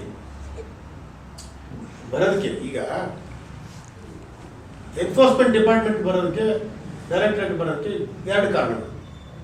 ಒಂದು ಇನ್ಕಮ್ ಟ್ಯಾಕ್ಸಲ್ಲಿ ಹಣ ವರ್ಗಾವಣೆಯಾಗಿ ಅಥವಾ ಆದಾಯ ತೆರಿಗೆಯಲ್ಲಿ ಕಾನೂನು ಸ್ನೇಹಮಯಿ ಕೃಷ್ಣ ಅವ್ರ ಹತ್ರ ಈ ಒಂದು ಇದ್ರ ಕುರಿತಾಗಿ ವರದಿಯನ್ನು ಯಾಕೆ ತರಿಸ್ಕೊಳ್ತಾ ಇದ್ರಿ? ಅಲ್ಲ ನಾನು ಕೇಳ್ತೇನೆ, ನೀವು ಅವನೇ ತೊಗೊಂಡು ಕೊಟ್ಟ ಅದು ಕೇಳಿ ಪರವಾಗಿಲ್ಲ. ನಾನು ಹೇಳೋದು ನಿಮಗೆ ಒಂದು 2-3 ಇನ್ಸ್ಟೆನ್ಸ್ ದುಡ್ಡು ನೀವು ಹೊರದೇಶಕ್ಕೆ ಕಾನೂನು ವಿರುದ್ಧವಾಗಿ ವರ್ಗಾವಣೆ ಮಾಡಿದ್ರೆ, ಅಥವಾ ನಮ್ಮ ದೇಶದಲ್ಲೇ ಇನ್ಕಮ್ ಟ್ಯಾಕ್ಸ್ಗೆ ಮೀರಿ ನೀವು ವರ್ಗಾವಣೆ ಮಾಡಿದ್ರೆ, ಅಥವಾ ಲೋಕಾಯುಕ್ತ ಈ ಥರದ ತನಿಖೆಗಳಿಂದ ಏನಾದರೂ ನಿಮ್ಮ ಭ್ರಷ್ಟಾಚಾರ ಪ್ರೂವ್ ಆಗಿದ್ರೆ ಇಡಿ ಎಂಟರ್ ಆಗುತ್ತೆ. ಇದೇನು ಪ್ರೂವ್ನೇ ಆಗಿಲ್ಲ, ತನಿಖೆ ಹಂತದಲ್ಲಿದೆ. ಆಯಿತು, ನಾಳೆ ಈಗ ಲೋಕಾಯುಕ್ತ ತನಿಖೆ ನಮಗೆ ತಿಳಿದಂಗೆ ಲೋಕಾಯುಕ್ತ ತನಿಖೆ ಏನಿಲ್ಲ ಅಂತ ಬರುತ್ತೆ. ಇದರಲ್ಲಿ ಸಿದ್ದರಾಮಯ್ಯ ಪಾತ್ರನೇ ಇಲ್ಲ ಅಂತ ಬರುತ್ತೆ. ಅವಾಗ ಇಡಿ ಮುಂದೇನು? ಇಡಿ ತನಿಖೆಗೆ ಬರೋಕ್ಕಿಂತ ಮೊದಲು IT ಅಥವಾ ಲೋಕಾಯುಕ್ತ ಈ ಥರದ ತನಿಖೆಯಲ್ಲಿ ಏನಾದರೂ ಭ್ರಷ್ಟಾಚಾರ ಲೋಪದೋಷಗಳು ಕಂಡು ಬಂದರೆ ಮಾತ್ರ ಅವ್ರು ಎಂಟರ್ ಆಗಬೇಕು. ಇದ್ರ ಹೆಂಗೆ ಮಾಡ್ತೀರಿ ನೀವು? ಇದು ಇರುವಂಥ ಕಾನೂನು ತಾನೇ. ಈಗ ನಿಮಗೆ ಇಡೀ ಮೂಡ ಹಗರಣ ನಾವು ನೀವು ನೋಡಿದ್ದೀವಿ. ಕೆಸರಾಚಾಟ ಬಿಟ್ಟುಬಿಟ್ರೆ ₹1 ಕೂಡ ಟ್ರಾನ್ಸಾಕ್ಷನ್ ಆಗಿಲ್ಲ. ₹1 ಕೂಡ ಟ್ರಾನ್ಸಾಕ್ಷನ್ ಆಯಿತು. ಅದರಲ್ಲೇನೋ ದುಡ್ಡು ಪಡ್ಕೊಂಡಿದ್ರೆ, ಅಥವಾ ದುಡ್ಡು ಇವ್ರು ಕೊಟ್ಟಿದ್ರೆ, ಅಥವಾ ಸೈಟ್ ತಗೊಂಡು ದುಡ್ಡು ಮಾರಿದ್ರೆ ತಗೊಂಡಿದ್ರೆ ಬರ್ತಿತ್ತು. ಏನೂ ಇಲ್ಲ. ಸೈಟ್ ಇವ್ರೇನು ಅವ್ರು ಸೈಟ್ ಕೊಟ್ಟಿದ್ದಾರೆ. ಅವರ ನಿಯಮದ ಪ್ರಕಾರ GD ದೇವೇಗೌಡರು ಹೇಳಿದಂಗೆ 50-50 ದುಡ್ಡು ಕೊಡೋಕೆ, ದುಡ್ಡು ಇಲ್ಲದೆ ಇರೋದ್ರಿಂದ ಮೂಡೋದಲ್ಲಿ ದುಡ್ಡು ಕೊಡೋಕೆ ಆಗದೇ ಇರೋದ್ರಿಂದ ಅವರ ಜಾಗತ್ತ ಅಕ್ವೈರ್ ಮಾಡ್ಕೊಂಡಿದ್ದಕ್ಕೆ ಅರ್ಧ ನಿವೇಶನ ಮೂಡಾಕಿ ಅರ್ಧ ನಿವೇಶನ ಜಮೀನ್ದಾರನಿಗೆ ಅಂತ ಏನೋ ನಿಯಮ ಮಾಡ್ಕೊಂಡಿದ್ದು. ಇವ್ರಿಗೂ ಅಂತ ಅಲ್ಲ, ನನಗೆ ಇವೆಲ್ಲರೂ ಏನು BJP MLAಗಳಿದ್ದಾರೆ ಮೈಸೂರಿಗೆ ಮೂಡಾಕ್ಕೆ ಸಂಬಂಧಪಟ್ಟಂತೆ, ಅದು ದಳದವ್ರು ಇದ್ದಾರೆ, ಇವೆಲ್ಲರೂ ಮಾಡ್ಕೊಂಡಿರ್ಬೋದು. ಆ ಥರದ್ದು ಅದು ಎಲ್ಲ ಪಕ್ಷದವರು ಮಾಡ್ಕೊಂಡಿರ್ಬೋದು. ಯಡಿಯೂರಪ್ಪನ ಆದಿಯಾಗಿ ನಾನು ಹೇಳೋಂಥದ್ದು. ಈಗ ಲೋಕಾಯುಕ್ತ ತನಿಖೆಯಲ್ಲಿ ಬರುತ್ತಲ್ಲ, ಇಡೀ ಎಂಟೈರ್ ಮೂಡನೇ ತನಿಖೆ ಮಾಡ್ತಾ ಇದ್ದಾರಲ್ಲ ಅವರು. ಮತ್ತು ಅದೇ ಥರ ಇಡಿನೂ ಮಾಡ್ಬೋದು. ಬಂದಾಗ ಇನ್ನೇನು ಭಾಳ ದೊಡ್ಡ ವಿಶೇಷ ಆಗಂತ. ಮಂಜುನಾಥ್, ಒಂದು ಕಡೆಯಲ್ಲಿ ಮಲೆನಾಡು ಅಭಿವೃದ್ಧಿ ನಿಗಮ, ಇನ್ನೊಂದು ಕಡೆಯಲ್ಲಿ ಡಿಸಿಲ್ ಬ್ಯಾಂಕ್ ಅಧ್ಯಕ್ಷ ಸ್ಥಾನ, ಮತ್ತೊಂದೆಡೆ ಹಾಲು ಉತ್ಪಾದಕ ಒಕ್ಕೂಟದ ನಿರ್ದೇಶಕರು. ಇಷ್ಟೆಲ್ಲ 3 ಈಗ ಜವಾಬ್ದಾರಿಗಳು ಹೆಚ್ಚಾದಾಗ ಒತ್ತಡಗಳು ಕೂಡ ದಿನಕ್ಕೆ ಹೆಚ್ಚಳವಾಗುತ್ತೆ. ದಿನನಿತ್ಯ ಸಾರ್ವಜನಿಕರು ಕೂಡ ನಿಮ್ಮನ್ನ ಭೇಟಿ ಮಾಡೋದಿಲ್ಲ, ಮೀಟಿಂಗ್ಗಳಾಗಿರ್ಬೋದು, ಹಾಗೆ ತಿರುಗಾಟ ಇವೆಲ್ಲವೂ ಕೂಡ ಹೆಚ್ಚಿನ ಪ್ರಮಾಣದಾಗಿರುತ್ತೆ. ಇಷ್ಟೆಲ್ಲದರ ನಡುವೆ ಕೂಡ ನೀವು ತೀರ್ಥಹಳ್ಳಿ ಕ್ಷೇತ್ರಕ್ಕೆ ವಿಶೇಷವಾಗಿ ಆದ್ಯತೆಯನ್ನು ಕೊಡ್ತಾ ಇದ್ದೀರಾ. ವಾರದಲ್ಲಿ 2 ಅಥವಾ 3 ದಿನ ಅಷ್ಟಿಗೆ ತೀರ್ಥಹಳ್ಳಿ ಕ್ಷೇತ್ರದ ಜನರ ಒಂದು ಸಮಸ್ಯೆಗಳನ್ನ ಆಲಿಸುವ ಕೆಲಸವನ್ನು ಮಾಡ್ತಾ ಇದ್ದೀರಾ. ಹೇಗಿದೆ ಒಂದು ತೀರ್ಥಹಳ್ಳಿ ಕ್ಷೇತ್ರದ ಒಂದು ಅಭಿವೃದ್ಧಿ ವಿಚಾರದಲ್ಲಿ ನಿಮ್ಮ ಒಂದು ಪಾತ್ರ ಏನು? ಹಾಗೆ ಇಲ್ಲಿನ ಒಂದು ಸಾರ್ವಜನಿಕರ ಅಭಿಪ್ರಾಯ ಯಾವ ರೀತಿ ವ್ಯಕ್ತವಾಗ್ತಿದೆ? ಈಗ ಸಹಜವಾಗಿ ನಮಗೆ ಹುದ್ದೆಗಳು ಬಂದಾಗ ಹುದ್ದೆಗಳು ನಮಗೆ ವೈಯಕ್ತಿಕವಾಗಿ ಏನು ನಾವು ಮಾಡೋದಕ್ಕಂತ ಅಲ್ಲ. ನಾವು ಸಾರ್ವಜನಿಕವಾಗಿ ಏನು ಸಹಾಯ ಮಾಡ್ಬೋದು ಆದಷ್ಟು ಮಾಡೋದು ಇರುತ್ತೆ. MADB ಕೂಡ ನಾನು ಹೇಳ್ತೇನೆ, ನಮ್ಮ ತೀರ್ಥಹಳ್ಳಿಯಲ್ಲಿ ಏನು ಸಮಸ್ಯೆಗಳಿದ್ದಾವೆ, ಏನು ನಮ್ಮ ಕೈ ಕಿಂಚಿತ್ತಾದರೂ ಸಾಮಾನ್ಯ ಜನರಿಗೆ ಅನುಕೂಲ ಆಗುವಂಥದ್ದು ಮಾಡ್ಬೋದು, ಆದಷ್ಟು ಮಾಡುವಂಥದ್ದು ಆಗ್ತದೆ. ಪಾಪ ಜನ ಭಾಳ ನಿರೀಕ್ಷೆ ಇಟ್ಕೊಂಡು ನಮ್ಮ ಹತ್ರ ಬರ್ತಾರೆ. ಬೆಳಗ್ಗೆಯಿಂದ ನನಗೆ ಜನಗಳಿಗೆ ಏನು ಹೇಳ್ಬೇಕು, ನಾವು ನಮ್ಮ ಹತ್ರ ಇರುವಂಥ ಸೀಮಿತ ಬಡ್ಜೆಟಲ್ಲಿ ಏನು ಪ್ರಾಮಾಣಿಕವಾಗಿ ಅವ್ರಿಗೆ ಮುಟ್ಸೋಕ್ಕೆ ಸಾಧ್ಯ. ₹1 ಕೂಡ ಯಾರು ಕೂಡ ನಮಗೆ ಬೆಟ್ಟು ತೋರಿಸ್ಬಾರ್ದು. ₹1 ಕೂಡ 100ಕ್ಕೆ 100 ಪ್ರಾಮಾಣಿಕವಾಗಿ ಆ ದುಡ್ಡು ಆ ಜನರುಗಳಿಗೆ ತಲುಪಬೇಕು. ಆ ಕೆಲಸಕ್ಕೆ ಆಗಬೇಕು. ಯಾವುದೇ ಒಂದು ಚೂರು ಒಂದು ಪೈಸೆ ನಿರೀಕ್ಷೆ ಇಲ್ಲ. ಒಂದು ಕಾಫಿ ಕುಡಿಯೋಕ್ಕೆ ನಿರೀಕ್ಷೆ ಮಾಡಬೇಕು ಅನ್ನೋ ನಮ್ಮ ಉದ್ದೇಶ. ಇನ್ನು DCC ಬ್ಯಾಂಕು ವರ್ಷ ಯಾವಾಗಲೂ ಮಾಡ್ತಾ ಇದ್ದೀನಿ ನಾನು. ಇನ್ನೂ ಕೂಡ ಇನ್ನೊಂದಷ್ಟು ಯಾರಿಗೆ ಆರ್ಥಿಕ ನೆರವು ಇಲ್ಲಿವರೆಗೆ ಸಿಕ್ಕಿಲ್ಲ ಅದನ್ನು ಸಂಪೂರ್ಣವಾಗಿ ಮುಗಿಸುವಂಥ ಸ್ತ್ರೀ ಶಕ್ತಿ, ಸ್ವಸಹಾಯ ಗುಂಪು, ಸಣ್ಣ ರೈತರು, ಮಧ್ಯಮ ರೈತರು, SC ST ಅಥವಾ ಮಹಿಳೆಯರು ಯಾರ್ಯಾರಿಗೆ ಕೊಡೋಕ್ಕೆ ಸಾಧ್ಯ ಅದನ್ನು ಮುಗಿಸುವಂಥದ್ದು. ಡೈರಿ ಈಗ ನಾನೇನು ಇಷ್ಟಪಟ್ಟಿದ್ದಲ್ಲ, ಡೈರಿ ನಮ್ಮ ಹಾಲು ಉತ್ಪಾದಕರು ಇಷ್ಟಪಟ್ಟು ನೀವು ಆಶ್ಚರ್ಯ ಪಡ್ಬೋದು. ಮೊದಲನೇ ವಾರ್ಷಿಕ ಮಹಾಸಭೆ ನಡೀತು, 25ನೇ ತಾರೀಕು ವಾರ್ಷಿಕ ಮಹಾಸಭೆ. ಎಲ್ಲೂ ನಡೆದಿಲ್ಲ, ಯಾವ ಇತಿಹಾಸದಲ್ಲಿ ಎಲ್ಲೂ ನಡೆದಿಲ್ಲ. 3 ಜಿಲ್ಲೆ ಸುಮಾರು ಒಂದು 2,000 ಪ್ರತಿನಿಧಿಗಳಿದ್ದು ಬಹಳ ದೊಡ್ಡ ಸಭೆ. ಒಕ್ಕರ್ನ ಅವ್ರು ತೀರ್ಮಾನ ಮಾಡ್ತಾರೆ, ಮಂಜುನಾಥ್ ಗೌಡರು KMF ನಿರ್ದೇಶಕರಾಗಬೇಕು. ಎಲ್ಲೂ ನಡೆದಿಲ್ಲ ಇತಿಹಾಸ. ಈಗ ಮಂಜುನಾಥ್ ಗೌಡರು KMF ನಿರ್ದೇಶಕರಾಗಲು ರೆಡಿ ಆಗಿದ್ದಾರೆ. ನಾನು ಆಗಿದ್ದೀನಿ, ನಾನು ಹೇಳಿದ್ದಲ್ಲ. ನಾನು ಖಂಡಿತವಾಗಿ ಈಗ ಮಂಜುನಾಥ್ ಗೌಡರಿಗೆ KMF ನಿರ್ದೇಶಕರಾಗಲು ಆಸಕ್ತಿ ಇದೆಯಾ? ಅಲ್ಲಲ್ಲ, ಆಸಕ್ತಿ ಪ್ರಶ್ನೆ ನಾನು ನಿಮ್ಗೆ ಹೇಳಿದ್ದಲ್ಲ. ಇದು ಡೈರೆಕ್ಟ್ ನಾನು ಡೈರಿ ಡೈರೆಕ್ಟ್ ಆಗಕ್ಕೆ ನನಗೆ ಆಸಕ್ತಿ ಇರಲಿಲ್ಲ. ಎಲ್ಲರೂ ಒತ್ತಾಯದ ಮೇಲೆ ಆದೇನೆ. ನಾನು ಅರ್ಜಿ ಹಾಕಕ್ಕೆ ತಯಾರಿರಲಿಲ್ಲ. ನನಗೆ ಗೊತ್ತೇ ಇಲ್ಲ, ಡೆಲಿಗೇಷನ್ ಮಾಡಿದ್ದೇ ಗೊತ್ತಿಲ್ಲ ನನಗೆ. ನಾವು ಹೋಗಿ ಒತ್ತಾಯಕ್ಕೆ ಆಗ್ತದೆ. ಈ KMF ಕೂಡ ನಿನ್ನೆ ಕೂಡ ನಮ್ಮ ಅಧ್ಯಕ್ಷರು ನೀವು ಹೋಗ್ಬೇಕು ಸರ್, ನಮ್ಮ ಹಾಲು ಉತ್ಪಾದನೆ ಜಾಸ್ತಿ ಆಗ್ತಾ ಇದೆ, ನಮಗೆಲ್ಲ ಕಡೆಗಣನೆ ಮಾಡ್ತಾ ಇದ್ದಾರೆ. ಹಾಗಾದ್ರೆ ಇನ್ನು ಕೆಲವೇ ದಿನಗಳಲ್ಲಿ ಮಂಜುನಾಥ್ ಗೌಡರನ್ನ KMF ನಿರ್ದೇಶಕರಾಗಿ ನೋಡ್ಬೋದಾಗುತ್ತೆ. ಅಲ್ಲಲ್ಲ, ಈಗ ನಾನು ಹೇಳಿದ್ರಲ್ಲ, ಏನೇನು ಅವಕಾಶಗಳು ಬರ್ತಾವೆ ಗೊತ್ತಿಲ್ಲ, ಬಂದವನು ಬಳಸ್ಕೊಳ್ಳೋವಂಥದ್ದು ನಮ್ಮ ಜನರಿಗೆ ಅದೇ 2024 ನಿಮ್ಮ ಪಾಲಿಗೆ ಒಂದು ಇದಿದೆ. ಈಗ ಇನ್ನೊಂದು ಮಹತ್ವ ಜವಾಬ್ದಾರಿ ಸಿಗ್ಬೋದು. 2 ವರ್ಷ ನಾನು 23, 21, 22, 23 ನಾನು ಅಪೆಕ್ಸ್ ಬ್ಯಾಂಕ್ ಡೈರೆಕ್ಟರ್ ಇರಲಿಲ್ಲ. ನಾನು ಸುದೀರ್ಘವಾಗಿ ಸುಮಾರು 22 ವರ್ಷ ಸುದೀರ್ಘವಾಗಿ ಅಪೆಕ್ಸ್ ಬ್ಯಾಂಕ್ ನಿರ್ದೇಶಕ ಇದ್ದೆ. ನಾನು 5 ವರ್ಷ ಅಧ್ಯಕ್ಷ ಕೂಡ ಆಗಿದ್ದೆ. ನಾನು ಒಂದು ಭಾಳ ದೊಡ್ಡ ಅವಕಾಶ. ಮತ್ತೆ 2 ವರ್ಷ ನಂದು ಬಿಟ್ಟು ಹೋಗಿತ್ತು. ಮತ್ತೆ ಅಪೆಕ್ಸ್ ಬ್ಯಾಂಕ್ ಡೈರೆಕ್ಟರ್ ಆದ ನಾನು ಕಳೆದ ವರ್ಷ, 1 ವರ್ಷದ ಹಿಂದೆ ಅಪೆಕ್ಸ್ ಬ್ಯಾಂಕ್ ಡೈರೆಕ್ಟರ್ ಆಗಿ ಮತ್ತೆ ಆಯ್ಕೆ ಆದ ನಾನು. ಅದರಿಂದ ಎಲ್ಲವೂ ಇದು ನಾನು ಇಷ್ಟಪಟ್ಟಿದ್ದು. ಯಾವುದು DCC ಬ್ಯಾಂಕ್ ಮತ್ತು ಅಪೆಕ್ಸ್ ಬ್ಯಾಂಕ್ ನಾನು ಇಷ್ಟಪಟ್ಟಿದ್ದಂಥದ್ದು. MADB ನಮ್ಮ ಮುಖಂಡರು DK ಶಿವಕುಮಾರ್, ಸಿದ್ದರಾಮಯ್ಯನವರು ಪಕ್ಷ ಇಷ್ಟಪಟ್ಟು ನನಗೆ ಮಾಡಿದ್ದಂಥದ್ದು. ಈಗ ಡೈರಿ ಅಥವಾ ಹಾಲು ಒಕ್ಕೂಟ ಶಿವಮೊಗ್ಗ ಸಿಮೂಲ್ ಅಂತ ಏನಿದೆ ಅದು ಅವರು ಇಷ್ಟಪಟ್ಟು ನನಗೆ ಮಾಡ್ಕೊಂಡಿದ್ದಾರೆ. ಅದರಿಂದ ಅದು ಎಲ್ಲೆಲ್ಲಿ ಹೆಂಗೆ ಹೋಗುತ್ತೋ ನೋಡೋಣ. ಮುಂದೆ ಆಗುವಂಥದ್ದು ಅವಕಾಶಗಳು ಬಂದಾಗ ನಾನು ಜನರಿಗೆ ಸಹಾಯ ಮಾಡಿದ್ದೀನಿ. ನಾವು ಇನ್ನೇನು ಮಾಡ್ಬೋದು ಹೇಳಿ. ಈಗ ನನಗೆ ಭಾಳ ಸಂತೋಷ ಆಗೋಂಥದ್ದು ವಿಷಯ, 4 ಜನಕ್ಕೆ ಕೆಲಸ ಕೊಡೋದೇ ಭಾಳ ಸಂತೋಷ ನನಗೆ. ನಮ್ಮ ವಿನಯ್ ಗುರೂಜಿ ಹೇಳ್ತಿರ್ತಾರೆ, ನಾನು ನಿಮ್ಮ ನೋಡಿದ್ರೆ ಭಾರಿ ಖುಷಿ ನೋಡ್ರೆ ಏನು ಅಂತ ಹೇಳಿದ್ರೆ, ಇಲ್ಲ ನೀವು ಒಂದಷ್ಟು ಜನಕ್ಕೆ ಉದ್ಯೋಗ ಕೊಡ್ತೀರಲ್ಲ, ಒಂದು ಕುಟುಂಬಗಳನ್ನ ಉಳಿಸ್ತಾರೆ. ನನಗೆ ಅದೊಂದೇ, ಏನೂ ನಿರೀಕ್ಷೆ ಇದೆ. ಯಾರಿಗೆ ಮನೆಯಲ್ಲಿ ಅತಿ ಅವಶ್ಯಕತೆ ಇದೆ, ಯಾವನಿಗೆ ಮನೆಯಲ್ಲಿ ಆರ್ಥಿಕವಾಗಿ ತೊಂದರೆಯಿದ್ದಾರೆ ಅಂಥವ್ರಿಗೆ ಉದ್ಯೋಗ ಕೊಡಬೇಕು ಅನ್ನೋದು ನನ್ನ ಒಂದು ಮನದಾಳದ ಒಂದು ಆಶಯ. ಅದು ಅವ್ರಿಗೆ ಕೊಡಬೇಕು, ಆ ಕುಟುಂಬ ಆಗಿರಬೇಕು. ನನಗೆ ನಾಳೆ ಅವರಿಂದ ನಾನು ನಿರೀಕ್ಷೆ ಇಲ್ಲ. ಅಂದರೆ ನನ್ನಿಂದ ಒಂದಷ್ಟು ಈ ಕುಟುಂಬಗಳಿಗೆ ಹುಡುಗರಾಗುವಂಥದ್ದು, ಒಂದಷ್ಟು ಆರ್ಥಿಕ ನೆರವು ಕೊಡುವಂಥದ್ದು ಆಗ್ಬಿಟ್ರೆ ಅದಕ್ಕಿಂತ ಖುಷಿ ಇನ್ನೊಂದಿಲ್ಲ. ಜನ ಏನಾರು ಮಾತಾಡ್ಕೊಳ್ಳಿ. ಈಗ ಮೊನ್ನೆ ಮುಖ್ಯಮಂತ್ರಿಗಳು ಮಾತಾಡಿದ್ರು, ನಾನು ಎಲ್ಲದಕ್ಕಿಂತ ನ್ಯಾಯಾಲಯಕ್ಕಿಂತಲೂ ಎಲ್ಲದಕ್ಕಿಂತಲೂ ಆತ್ಮಸಾಕ್ಷಿ ಅನ್ನೋದು ಭಾಳ ಮುಖ್ಯ ಆಗ್ತದೆ. ಅಷ್ಟು ಬಿಟ್ಟುಬಿಟ್ರೆ ಇನ್ನೂ ಸಾರ್ವಜನಿಕ ಬದುಕಲಿದ್ದಾಗ ವಿರೋಧಗಳು, ಆಪಾದನೆಗಳನ್ನು ಹೊರಿಸುವಂಥದ್ದು, ಆರೋಪಗಳು ಮಾಡುವಂಥದ್ದು ಸಹಜವಾಗಿ ಆಗ್ತವೆ. ಅವೆಲ್ಲವಕ್ಕೂ ನಾವು ತಲೆ ಕೆಡಿಸ್ಕೊಳ್ಳೋಕೆ ಹೋಗೋದು. ಈಗ ಒಂದು ಎತ್ತರಕ್ಕೆ ಮುಟ್ಟಿದೀವಿ ನಾವು. ಆರೋಪ ಪ್ರತ್ಯಾರೋಪ ಟೀಕೆ ಎಲ್ಲ ಸರ್ವೇ ಸಾಮಾನ್ಯ. ನಾನು ಪ್ರತ್ಯಾರೋಪ ಮಾಡೋಕ್ಕೆ ಹೋಗಲ್ಲ. ನಾನು ಬಹಳಷ್ಟು ಹೆಚ್ಚು ಕಡಿಮೆ 99 ಭಾಗ ಆರೋಪ ಮಾಡಿದವ್ರು ಸ್ವಾಗತ ಮಾಡ್ತೀವಿ. ನಾನು ಅದನ್ನೇನು ವಾಪಸ್ ಮಾಡಕ್ಕೆ ಹೋಗಲ್ಲ. ನಾನು ಅವರವರೇ ತಿಳ್ಕೊಬೋದು. ಮಂಜುನಾಥ್ ಈ ಸಂದರ್ಭದಲ್ಲಿ ತೀರ್ಥಹಳ್ಳಿ ಕ್ಷೇತ್ರ ಜನತೆ ಕೂಡ ನಿಮ್ಮಿಂದ ನಿರೀಕ್ಷೆ ಮಾಡ್ತಾ ಇರ್ತಾರೆ. ಏನಾದ್ರು ಮಂಜುನಾಥ್ ಗೌಡರು ಇಷ್ಟೆಲ್ಲ ಜವಾಬ್ದಾರಿ ಇದೆ, ಇಷ್ಟೆಲ್ಲ ಹುದ್ದೆಗಳಿದೆ, ಏನಾದರೂ ಒಂದು ತೀರ್ಥಹಳ್ಳಿಗೆ ಮಾಡ್ತಾರಂತ ಈ ನೆಲೆಯಲ್ಲಿ ಕೇಳ್ತಾ ಇದ್ದೀನಿ. ತೀರ್ಥಹಳ್ಳಿ ಕ್ಷೇತ್ರ ಜನತೆಗೆ ಕೊನೆಯದಾಗಿ ಏನು ಹೇಳಕ್ ಬಯಸ್ತೀರಾ? ಇಲ್ಲ, ನಾನು ನನ್ನ ಮೂಲಭೂತ ಸಮಸ್ಯೆನೇ ಅದು. ಆರ್ಥಿಕವಾಗಿ ಸದೃಢ ಆಗೋ ಕುಟುಂಬಗಳು, ಆಯಾ ಕುಟುಂಬಕ್ಕೆ ಅನುಗುಣವಾಗಿ ಕೂಲಿ ಕಾರ್ಮಿಕರು, ಮಧ್ಯಮ ಮೇಲ್ವರ್ಗೀಯ, ಅದಕ್ಕೆ ಏನು ಮಾಡ್ಬೇಕನ್ನೋದ್ರ ಬಗ್ಗೆ ಫೈನಾನ್ಷಿಯಲ್ ಇನ್ಕ್ಲೂಷನ್ ಅಂತ ನಾವು ನಮ್ಮ ಭಾಷೆಯಲ್ಲಿ, ನಮ್ಮ ರಿಸರ್ವ್ ಬ್ಯಾಂಕ್ ಫೈನಾನ್ಷಿಯಲ್ ಇನ್ಕ್ಲೂಷನ್, ಪ್ರತಿಯೊಂದು ಬಡ ಕುಟುಂಬವನ್ನು ಫೈನಾನ್ಷಿಯಲ್ ಇನ್ಕ್ಲೂಷನ್ ಇದೆ. ಈಗ ಹಣಕಾಸಿನ ಏನು ಅನುಕೂಲ ಆಗೋದಕ್ಕೆ ಅಥವಾ ಆರ್ಥಿಕ ಸದೃಢ ಆಗೋದಕ್ಕೆ ವೈಯಕ್ತಿಕ ಕುಟುಂಬಗಳು ಏನು ಮಾಡ್ಬೋದು ಅದ್ರ ಬಗ್ಗೆ ನಾವು ಹೆಚ್ಚು ಒತ್ತು ಕೊಡೋದು. ಉದಾಹರಣೆಗೆ ಒಂದಷ್ಟು ಬ್ರಾಂಚ್ಗಳನ್ನು ಇಲ್ಲಿ ಮಾಡಬೇಕು, ಡೈರಿಗಳನ್ನು ಹೊಸದಾಗಿ ಸ್ಥಾಪನೆ ಮಾಡಬೇಕು, ಶಕ್ತಿ ಕೊಡಬೇಕು, ಹಾಲು ಒಕ್ಕೂಟ ಏನೇನು ಉತ್ಪಾದನೆಗಳು ಮಾಡುತ್ತೆ ಅದನ್ನು ಮಾರ್ಕೆಟಿಂಗ್ ಮಾಡಿ ಉದ್ಯೋಗ ಕೊಡಬೇಕು. ಇವೆಲ್ಲವೂ ಕೂಡ MADBಯಿಂದ ಏನೇನು ಮಾಡೋಕ್ಕೆ ಸಾಧ್ಯ ನೋಡಿ. ಸರ್ಕಾರದ ವಿಚಾರ ಉಪಯೋಗಿಸ್ಕೊಂಡು ನನಗೆ ಒಂದು ಭಾಳ ದೊಡ್ಡ ಆಸೆ. ನನಗೆ ಒಂದೇ ಒಂದು ಆಸೆ, ಒಂದು 10,000 ರಿಂದ 15,000 ಜನಕ್ಕೆ ಉದ್ಯೋಗ ಕೊಡುವಂಥದ್ದು, ಗಾರ್ಮೆಂಟ್ ಇಂಥದ್ದು ಏನಾದರೂ ಸ್ಥಾಪನೆಗಳನ್ನು ಮಾಡಬೇಕಂತ. ಯಾಕೆಂದರೆ ಶಿವಮೊಗ್ಗದಲ್ಲಿ ಆಗುತ್ತೆ, ಭದ್ರಾವತಿಯಲ್ಲಿ ಆಗಿದೆ, ತೀರ್ಥಹಳ್ಳಿ ಇನ್ನೂ ಆಗಿಲ್ಲ. ಭಾಳ ಜನ ಹೆಣ್ಮಕ್ಳು ಹಿಂದೆ ನಮ್ಮಲ್ಲಿ ಬಿಡಿ ಉದ್ಯಮ ಭಾಳ ದೊಡ್ಡ ಬಿಡಿ ಉದ್ಯಮ ಇತ್ತು ತೀರ್ಥಹಳ್ಳಿ. ಆಮೇಲೆ ಹೋಯ್ತೀವಿ, ಸಾವಿರಾರು ಜನಕ್ಕೆ ಉದ್ಯೋಗ ಕೊಡ್ತಾ ಇದ್ವಿ. ಈಗ ಈ ಥರ ಗಾರ್ಮೆಂಟು ಈ ಥರದ್ದು ಏನಾದರೂ ಒಂದು ಮಾಡೋದಕ್ಕೆ ಸಾಧ್ಯನಾ? ಉದ್ಯೋಗ ಸೃಷ್ಟಿ ಮಾಡುವಂಥದ್ದು. ಯಾಕೆಂದರೆ ಹೈವೇ ಹೋಗ್ತಾ ಇದೆ ನಮ್ಮಲ್ಲಿ. ಹೈವೇ ಇರೋದ್ರಿಂದ ನಮಗೆ ಶಿವಮೊಗ್ಗದಿಂದ ಆಗುಂಬೆ, ಉಡುಪಿ, ಮಂಗಳೂರಿಗೆ, ಶಿವಮೊಗ್ಗದಿಂದ ಶೃಂಗೇರಿ ಹೀಗೆ ಹೋಗುವಂಥದ್ದು. ಈ ಥರದ್ದು ಈ ಹೈವೇ ಅಕ್ಕಪಕ್ಕದಲ್ಲಿ ಈ ಥರದ್ದು ಏನಾದ್ರು ಮಾಡ್ಬೋದು ಅನ್ನೋಂಥ ಕನಸಿದ್ದು 10-15 ವರ್ಷದ. ನಾನು ಮೊದಲನೇ ಬಾರಿ ಚುನಾವಣೆಗೆ ನಿಂತಾಗಲೇ ಚುನಾವಣೆ ನನಗೆ ಆಸೆ ಇಲ್ಲ. ಸಾರ್ವಜನಿಕ ಚುನಾವಣೆ ಇವೆಲ್ಲ ಇದ್ದಾವೆ, ನನಗೆ ಆಸೆ ಇರಲಿಲ್ಲ. ಅದೇನೋ ಅಕಸ್ಮಾತಾಗಿ ಬಂತು. ಇದ್ದಾಗಲೇ ನಾನು ಒಂದು ಮಾತಾಡಿ ನನಗೆ ಒಂದು 10-15,000 ಜನ ನಿರುದ್ಯೋಗಿಗಳಿಗೆ ಉದ್ಯೋಗ ಕೊಡುವಂಥದ್ದು ಒಂದು ಉದ್ಯಮ ಸ್ಥಾಪನೆ ಆಗಬೇಕು. ನೋಡೋಣ ಅದಕ್ಕೆ ಏನು ಮಾಡ್ಬೋದು ಅನ್ನುವಂಥ ಭವಿಷ್ಯದಲ್ಲಿ ಯೋಚನೆ ಮಾಡುವಂಥದ್ದು. ಮಂಜುನಾಥ್ ಗೌಡ್ರೆ, ಇದುವರೆಗೆ ಒಂದು ಸಂದರ್ಶನದಲ್ಲಿ ಭಾಗವಹಿಸಿ ಮಲೆನಾಡು ಅಭಿವೃದ್ಧಿ ನಿಗಮದ ಅಧ್ಯಕ್ಷರಾಗಿ ನೀವು ಮಾಡಬೇಕಾಗಿರುವ ಸಾಧನೆಗಳಾಗಿರ್ಬೋದು, ನಿಮ್ಮ ಒಂದು ಕನಸಾಗಿರ್ಬೋದು, ಡಿಸಿಸಿ ಬ್ಯಾಂಕ್ ಸಹ 11ನೇ ಬಾರಿ ಅಧ್ಯಕ್ಷರಾಗಿ ಆಯ್ಕೆಯಾಗಿರುವ ವಿಚಾರ ಆಗಿರ್ಬೋದು, ಹಾಗೆ ಶಿವಮೊಗ್ಗ ಹಾಲು ಉತ್ಪಾದಕ ಒಕ್ಕೂಟದ ನಿರ್ದೇಶಕರಾಗಿ ನಿಮ್ಮ ಒಂದು ಕೊಡುಗೆ ಆಗಿರ್ಬೋದು, ಹಾಗೆ ಮುಂದೆ ಬರ್ತಿರುವಂತಹ ಏನು KMF ನ ವಿಚಾರ ಆಗಿರ್ಬೋದು, ಅದರ ಕುರಿತಾಗಿ ಜೊತೆಗೆ ಏನು ತೀರ್ಥಹಳ್ಳಿ ಕುರಿತು ನೀವು ಕಂಡಿರುವಂತಹ ಕನಸು, ಹಾಗೆ ಮೂಢ ಹಗರಣ, ಈ ಎಲ್ಲ ವಿಚಾರಗಳ ಕುರಿತಾಗಿ ಸುದೀರ್ಘವಾದ ಚರ್ಚೆಯಲ್ಲಿ ಭಾಗವಹಿಸಿದ್ದಕ್ಕೆ ನಮ್ಮ ಸೈನಿಕ ಸಮಾಚಾರ ತಂಡದ ವತಿಯಿಂದ ನಿಮಗೆ ಹೃತ್ಪೂರ್ವಕ ಧನ್ಯವಾದಗಳು.